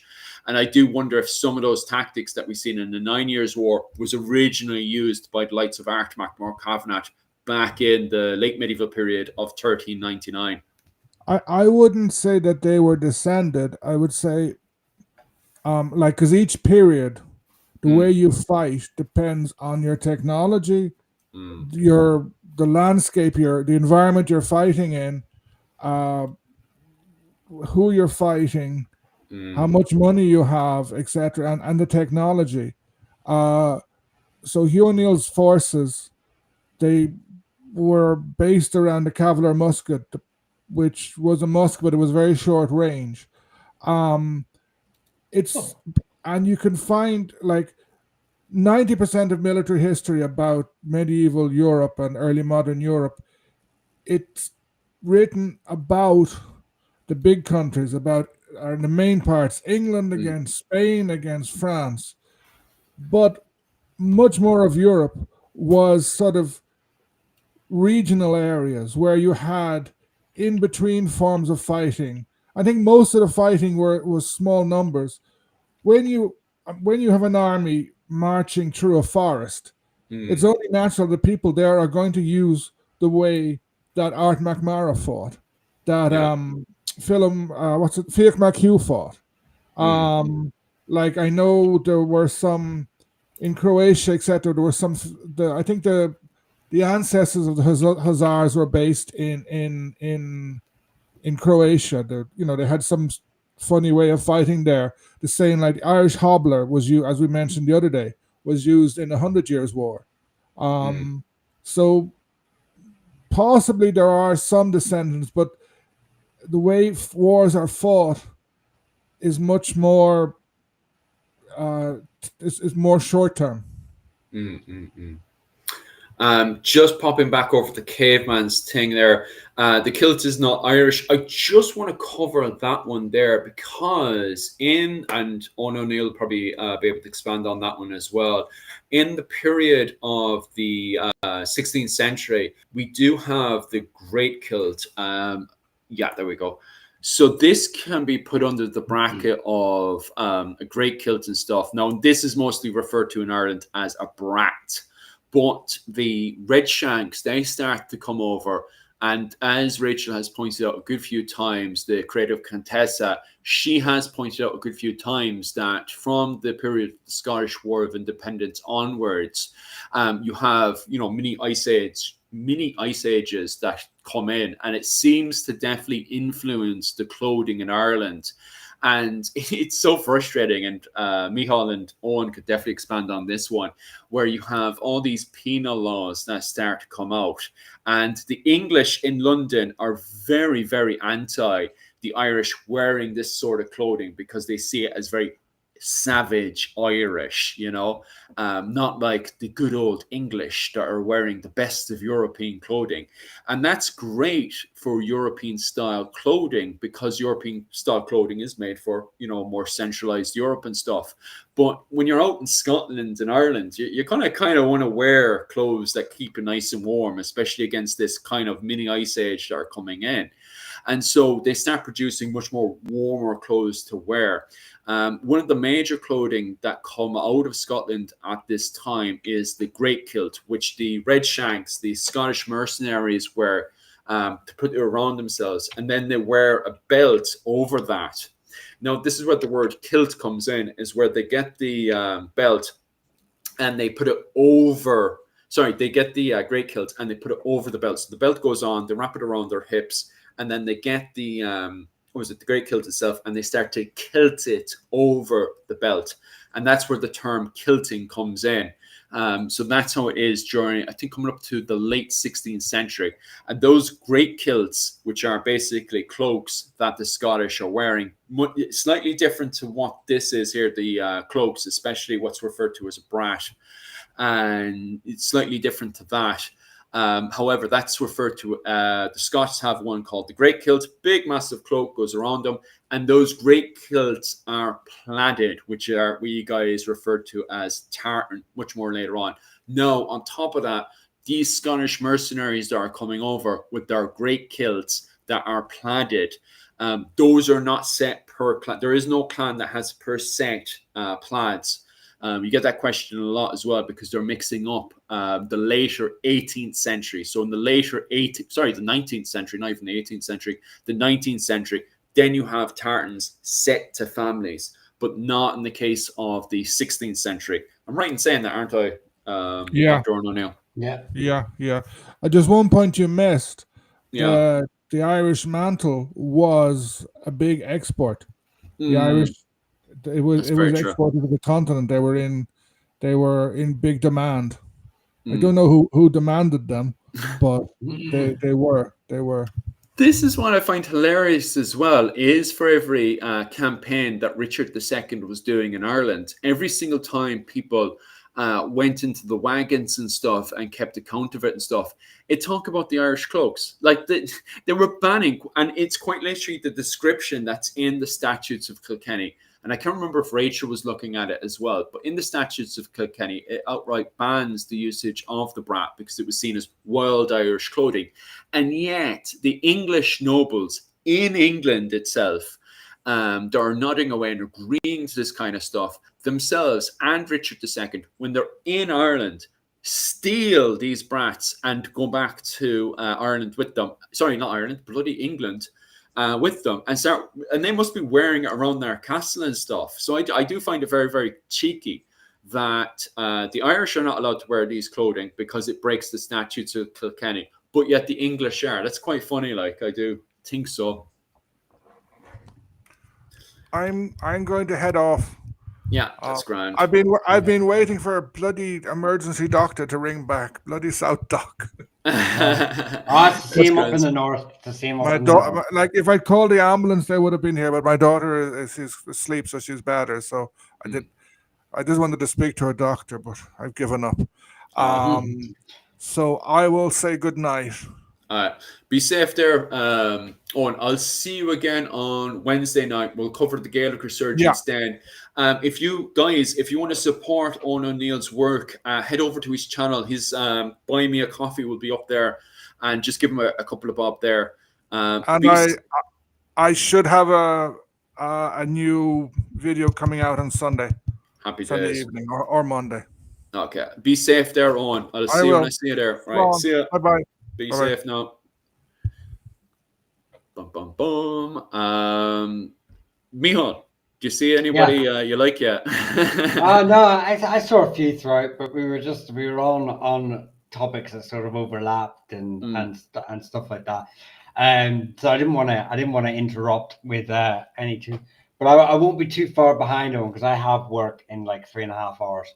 So that's grand. I'm just going to check there if his channel is still running, so you can keep those views going. But as long as I think you'll be grand as long as you don't. He's plowing away, so he's still making money on that, so that's grand. But what I'll do is I'll probably either finish up, or I'll just continue plowing away with a few other questions and stuff, because there's a few other stuff I'll cover after you've gone off to bed. And then half an hour or so after that, then I'll finish up as well.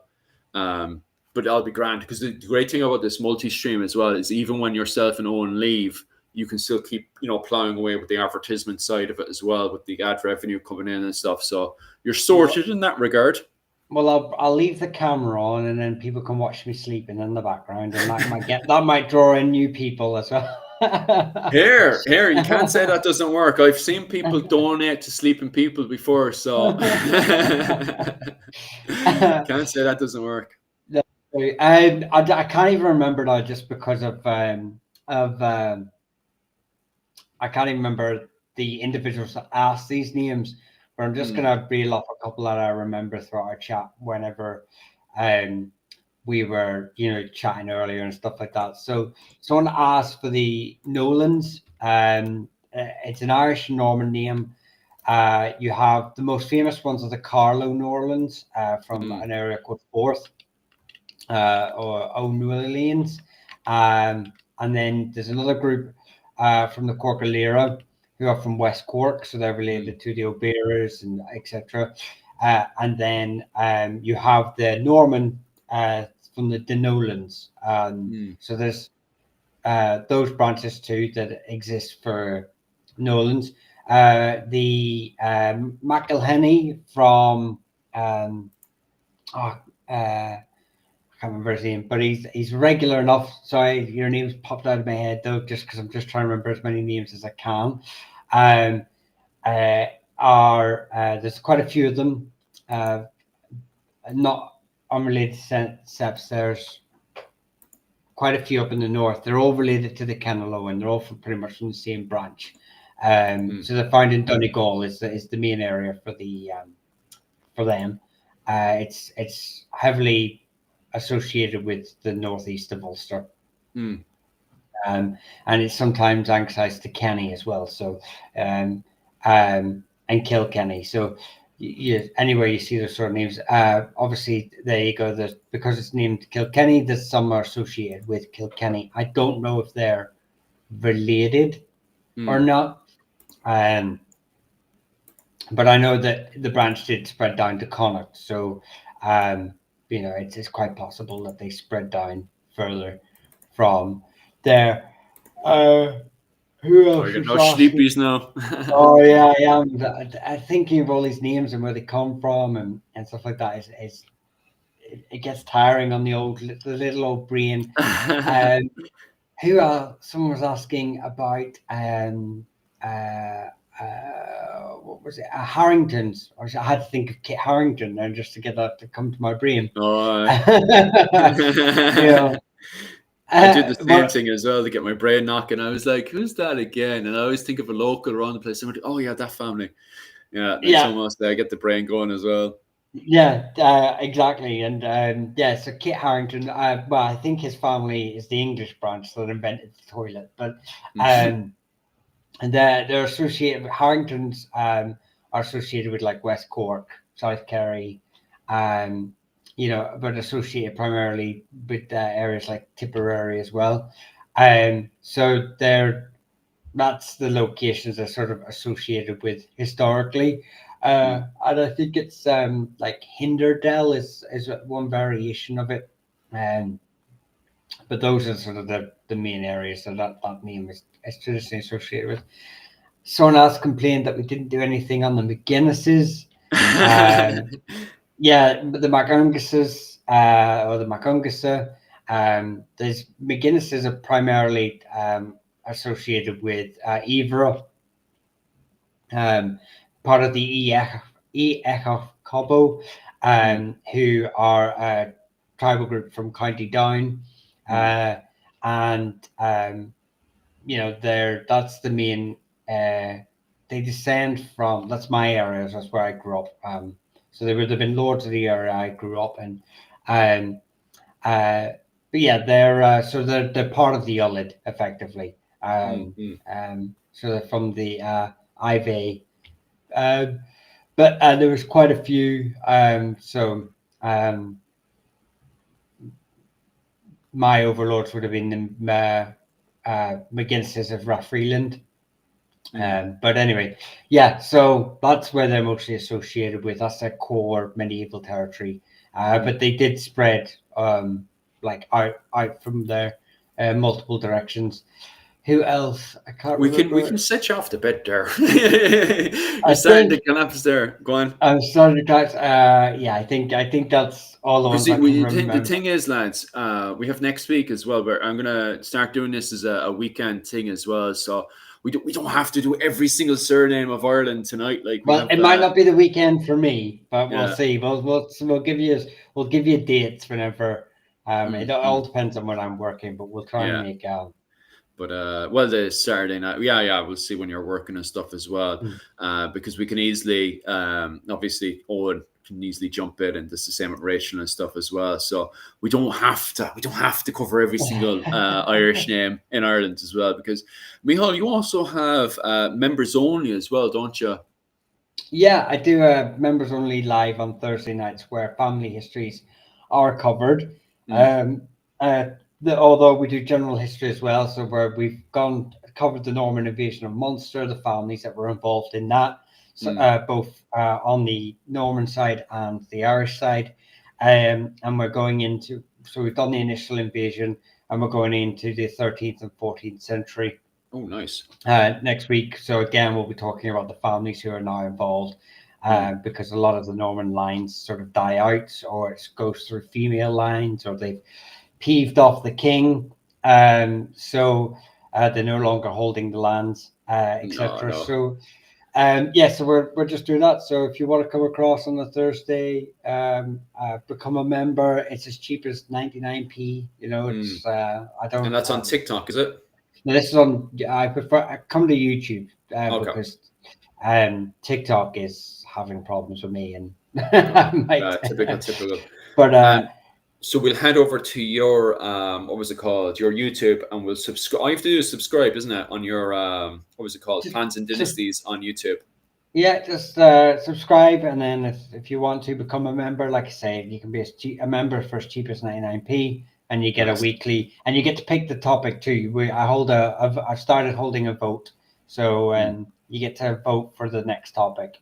Happy days. I leave you there, so Michal, and I'll leave you go off to bed because you got work again tomorrow, don't you? I've worked in 3.5 hours, so Jesus I'm Christ, not. what are you even doing here? No, I had a nap. I had a nap earlier, so Yeah. that's why it's not too bad now. But I do need to get the rest. A nap isn't enough to sustain me. So, um, as far so I don't know, it's Rath. Is it Rathfreeland or Rathfryland? I've always Right. You're anyway, too great. sleepy now for this kind of stuff, right? We'll do Right. next weekend, right? Was it next Friday night? We'll see if we can get you back on.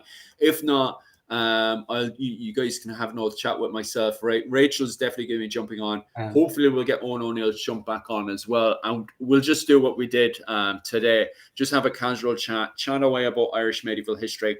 Then on top of that as well, Wednesday, guys, we're going to be covering the Gaelic Resurgence of Ireland. That's free. This is free as well. Remember, what day is that? Thursday for you, isn't it? For your members only. Your members only is on Thursday, right? So Thursday, you're members only, so you can pay to join Michal's members only on the Thursday night. My one for a Sunday night, which I am covering King John in Ireland. So if you want to know about the history of King John of Ireland, head over to my Patreon, will ya? Absolutely gorgeous page it is. So that's on my Patreon, right? You donate whatever you feel like. The great thing is lower tax on that one, so I get more of the money on my side of things, compared to YouTube and stuff. So I do prefer people jumping over to my Patreon if they want to support my channel. On saying that, what was it? Sunday nights, if you're living in America or in Europe, pump on over on a Sunday night. We're going to be covering, and that's 20 quid a month. We're going to be covering, what was it called? King John in Ireland. So if you want to do a full-on class, 2-hour class on King John in Ireland, head on over to my Patreon, 20 quid a month. Every Sunday night, we're doing a class, okay? The following week after that, we're going to be covering the likes of William Marshall in Ireland and all that kind of stuff as well. So if you're interested in any of that kind of stuff, definitely head on over to my Patreon, or if you just want to support the classes, full stop. Michael, I'll leave you be. I'll leave you go off to sleep, and I will start waffling on about the Redshanks. Now, sadly, I won't have the same specialization as Michal. Michal does actually specialize in Scottish and Irish clans. However, I will be rocking on and covering some of these questions to do with the likes of the Redshanks and the Tartan. Oh, and one more thing as well. We also have a live stream on Monday night as well with the likes of Militia Shields. Dr. Militia Shields is coming on Monday night as well, where she's going to be covering Gaelic clothing. So look forward to that as well. Michal, what are you still doing here? Get out of it. I was going to ask you, do I click leave or does that close? Just X out of it. I think if it's still there, I can always what's it called? I think if you just press out X out of it, it's grand, because Owen O'Neill's thing is still bopping away there. It's still live and he's still bopping away. So I think if you just press X, maybe it should be grand. All right, Sloan. All right, Sloan, go full. See you when I see you. Bam, bam, bam. Thank God he's gone. No bitch about him. Redshanks. What was the question there? I just want to cover some of these general questions in the comment section, and obviously boost up my ad revenue for a wee bit. Irish clones as bra also used in combat. I could imagine it all right, especially with the buckler and sword. The problem is that some of the fighting styles have gone missing. We don't know what the Gaelic martial art was like. They are pushing right now to do experimental archaeology around Viking martial art, which is also helping Gaelic martial art as well. So just experimenting with the buckler and spear, or the sword and spear. The problem with that, because of health and safety reasons, like if you look at that fella, he's got no gloves. But when people do modern Viking martial art, which is the umbrella term for both Gaelic martial art and Norwegian martial art and Icelandic martial art as well, is they're all wearing health and safety leather gloves, which if you look there is no leather, there's no gloves there. He's not wearing any gloves. So the problem is that the martial art that they are developing may have not looked like the martial art that, the likes of the Kerns and stuff would have done back in the early medieval period. And he would have, as you can see there, and Caveman has clearly noticed as well, he's wearing a cloak, which is going to affect his movements, But the argument is that perhaps Caveman is making there as well, and Caveman can easily correct me on that one, is the fact that from that thing is being able to hide the buckler or the weapon itself, depending on which way you've got the brooch. Because normally they put on the brooch, it can either be here or here, but it's going to cover one side of your body. And that allows you to either hide your secondary weapon, which would have been either the axe, as Gerald de Wales says later on, or your spear. Okay, so that does affect, and because you can see a good chunk of his arm there is hiding his shield, his shoulder and stuff, which may have then hid the spear. So it's much more difficult, especially when you're dueling, predict which way that movement has gone. But that would be for dueling and skirmish purposes. I should have put up a spear wall, and I have not. If you're fighting around these areas here that are in blue, which happen to be dominated by the Anglo-Irish, you're dealing with more flatland areas and stuff where you see more kind of conventional style warfare of the likes of the pikes and the spears, and even the castles. The castles are more conventional style, castles that we see in the likes of Trim Castle, for example. So there's Trim Castle there. Very kind of more European style compared to, now obviously this still fits somewhat within the European style, but this is more of the kind of Gaelic castles that we start to appear, which is much more better allegedly for more kind of cattle raiding warfare of protecting the cattle, but still debatable today, because obviously this is way like the likes of Trim Castle, Carrickfergus? Carrickfergus Castle will go with that category. I'm thinking about Carlow Castle, and also even, two Gaelic castles that are better for conventional warfare, like Bunratty Castle and also Blarney Castle. Those castles are proper for good old-fashioned conventional warfare.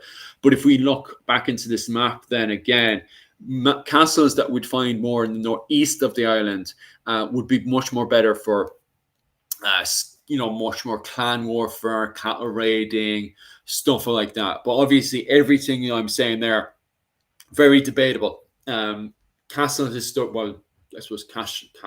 archaeologists, people who specialize in castles and stuff, huge arguments there, even from the linguistic side of the usage of the terms that come with the castle and stuff, how were castles used in Ireland. But on saying that, you can easily see a mile away the differences in the development between castles on the southeast of the island, where we see more traditional conventional warfare, compared to the northeast of the island, where we see more kind of ambush, we see more skirmish fighting, we see more cattle raiding and stuff, but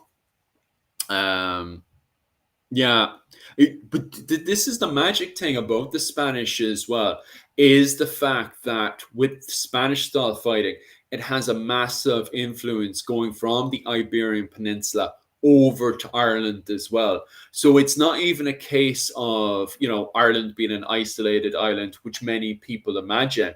You have those connections from the Iberian Peninsula going over to Ireland. Continuous, by the way. This isn't just something that happens in the 16th century. Even in the early medieval period, we have that kind of Celtic connection. And that could easily be found. A lot of historians point out the connection linguistically as well, how the Irish language affects those Celtic languages between Brittany and then up to the north of Spain as well. So I definitely would agree that there is an Iberian, as they would say at the time, an Iberian Peninsula influence going into Ireland, and most likely probably affected the fighting styles, and maybe even made a difference between the fighting style that we see with the Kerns against the Vikings of Dublin and stuff, where the men of Dublin would have had that more of a Norwegian influence coming into the island of Ireland. And then obviously later on then those areas like the Pale gets the more of the Anglo Irish influence inside there. Fascinating stuff when you really think about it, how fighting styles change and develop, not just by the terrain, but what influences those areas as well. Is Gaelic martial art more like Great Britain? We just don't know. It's just missed. Like everything I just said there is complete speculation, Jim, to be quite honest with you. A lot of the times, because as Caveman had pointed out there as well, like look at that cloak. You know, you can see he's clearly in a back stance. That's a back stance he's taken there. Obviously, because of the way our bodies have developed today, very difficult to do. But this is a moment just as he's lunging back, using his two backlands to lunge forward. So you can see the cloak is there. So the cloak makes it more difficult to see when that shoulder's moving. Because if we can predict the movement of the shoulders, we can block that, we can parry that before the spirit goes in. But if we're covering that with the cloak, it changes the martial art. And as Caveman has pointed out there, we can see those influences coming in from the Iberian Peninsula into the Gaelic martial art, where the Vikings may have not. Because if you look at the likes of the Nál saga and stuff and all those sagas, I don't know how much of an influence they have with cloaks, you know. Also, gambeson armor, the Irish brat could be wrapped around. Yeah, I think you were saying that earlier as well. I seen that comment earlier, but I couldn't react to it because I was chatting away with the boys. But that gambeson with the Irish brat, 100%, I definitely agree with you there. But it's definitely in the world of possibility, especially when we do experimental archaeology. Well, experimental martial art, I suppose you could call it that as well. The only problem is it's trying to find the literature that supports those arguments. I don't know if you've come across anything, Caveman, within the literature, because we do have descriptions here and there of Gallowglass and the various movements that they do, especially from the tutors. The tutors, take account of a few bits there and there, here and there. What I need to do is get I've gone through the book of Kearns and Gallowglass. There's another book by Dave Swift, and who else was I meant to look at? But I need to get hardback copies of a lot of that stuff, because I'm taking notes right now from ebooks and stuff, but I don't find, when it comes down to taking notes from ebooks and stuff, I don't think it's the greatest. I'd rather have hardback, both just to highlight bits and bobs and get my sticky notes inside there as well. I love what was it called, recording from hardback for sure. I was surprised to learn I'm not just the son of Ulster, a massive amount an ancient Irish clan heritage, and mostly from Connacht. Connacht by, you're probably related over to my family, so because a good chunk of my mother's side of the family is from Sligo, up around the O'Rourke region for sure.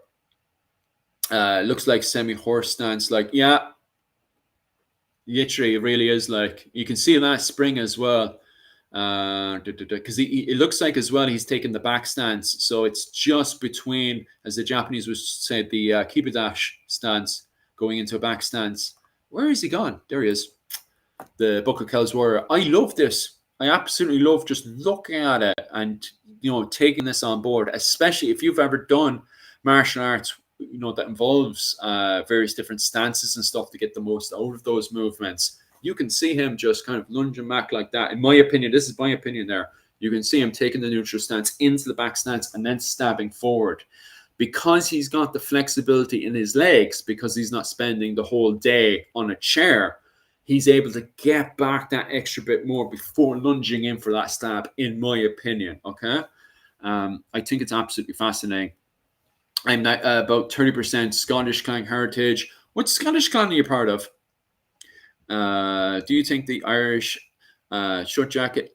You see, Caveman, I don't want to say anything on that because I haven't read Dave Swift's book yet. Give me a second there. What I'll do is I'll actually just put up Dave Swift's. If I type in this, maybe it'll pop up. Oh yeah, there we go. I'll just chuck that up there. So I haven't got a hold of this book yet, and the other one I have an ebook version of Kearns and Gallowglass, but I want a hardback copy of it as well. Where are my images? Yeah, there it is. So this is Dave Swift's book, which is, I wonder if I can get, yeah, that's much better. And I'll change the cover because some of those colors and stuff annoy me. The big bright blues and stuff, I'm not a fan of it. And just get my chat back up again. There we go. That's Dave Swift's book, and he talks about the padded jackets and stuff inside there. But as of yet, I haven't read it, so I don't want to say anything about this comment here. about the do you think about the short jacket? I haven't gone through it yet, so I don't want to say anything on it until I've gone through Dave Swift's sources, just so I don't get the legs whipped under me. Do you know what I mean? But that's Gallowglass from Western Isles to Ireland, and in that he talks about, but I think he talks about the leather armor as well. Maybe you already have a copy of that, Caveman. Here, I won't say anything there. Plus, on top of that, watch out there because YouTube is watching us as well. But I won't say anything on that. Do you know? Where are my Scottish clans related to Maxwell, Sterling? Bell. I actually know the bells. To be honest with you, I do know a good few bells. All right, like I pop that up so I can get into a more comfortable thing. Where my granddad, my where's from Sligo. I wonder if the two of us are related there, son of Ulster. See if there's any other comments I can expand on. I'm surprised to learn I'm not son of Ulster. But just to expand on Jim O'Neill's comment there as well about is Gaelic martial art more like grappling or Greco-Roman wrestling? I would say grappling, to be honest with you. It's difficult to say because nothing is surviving. What we do have, though, is collar and elbow fighting, but that's not until, and Caveman could easily correct me on this one, is if, what was it? Collar and elbow pops up around the 18th, 19th century. So it's a much more later martial art. But I do wonder if it does have relations back to the old Kerns, the old cattle raiders. So I am curious and wondering about that one for sure. Like, Clan Donald were kings until mid 13th century, becoming Lord of the Isles after the Battle of Lurgus. Clan Donald. Donalds were the boys because at that point they were spending most of their time allied with the O'Neills as well as they went into the Carrickfergus area. No, I take that back. That's MacDonald's I'm thinking about. It was the MacDonalds and the O'Neills spent a lot of time sieging Carrickfergus in the 13th century, especially going into the likes of the Scottish War of Independence, and then even still further again up to, what was it called, the 14th century as well, during the period of the 100 Years' War. Like, it's funny because they spend the majority of the 100 Years' War sieging Carrickfergus, because they spend the Scottish War of Independence and the opening part of the 100 Years' War fighting the Burkes. So the O'Neills spend a lot of time fighting the Burkes.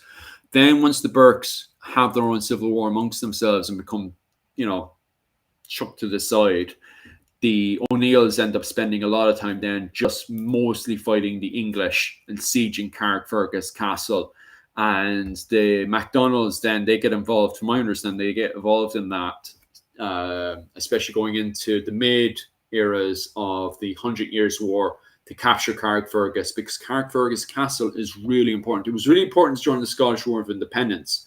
And the Bruces do everything to try and capture Carrickfergus, but God, it's a thorn in the side of the Gaelic, both the Scottish and the Irish. And ultimately, it gets back after the Scottish War of Independence under John de Birmingham. The English are able to easily capture it back from the Irish and the Scottish. So the O'Neills, they start going into the 100 Years' War. Once the Burkes are knocked to the side, the O'Neills then into the mid part of the 100 Years' War, just before Joan of Arc appears. And Art MacMor-Cavanagh is down in Leinster pushing the English out of it. The O'Neills allied themselves with Art MacMor-Cavanagh, and then they spend a lot of time sieging Carrickfergus Castle.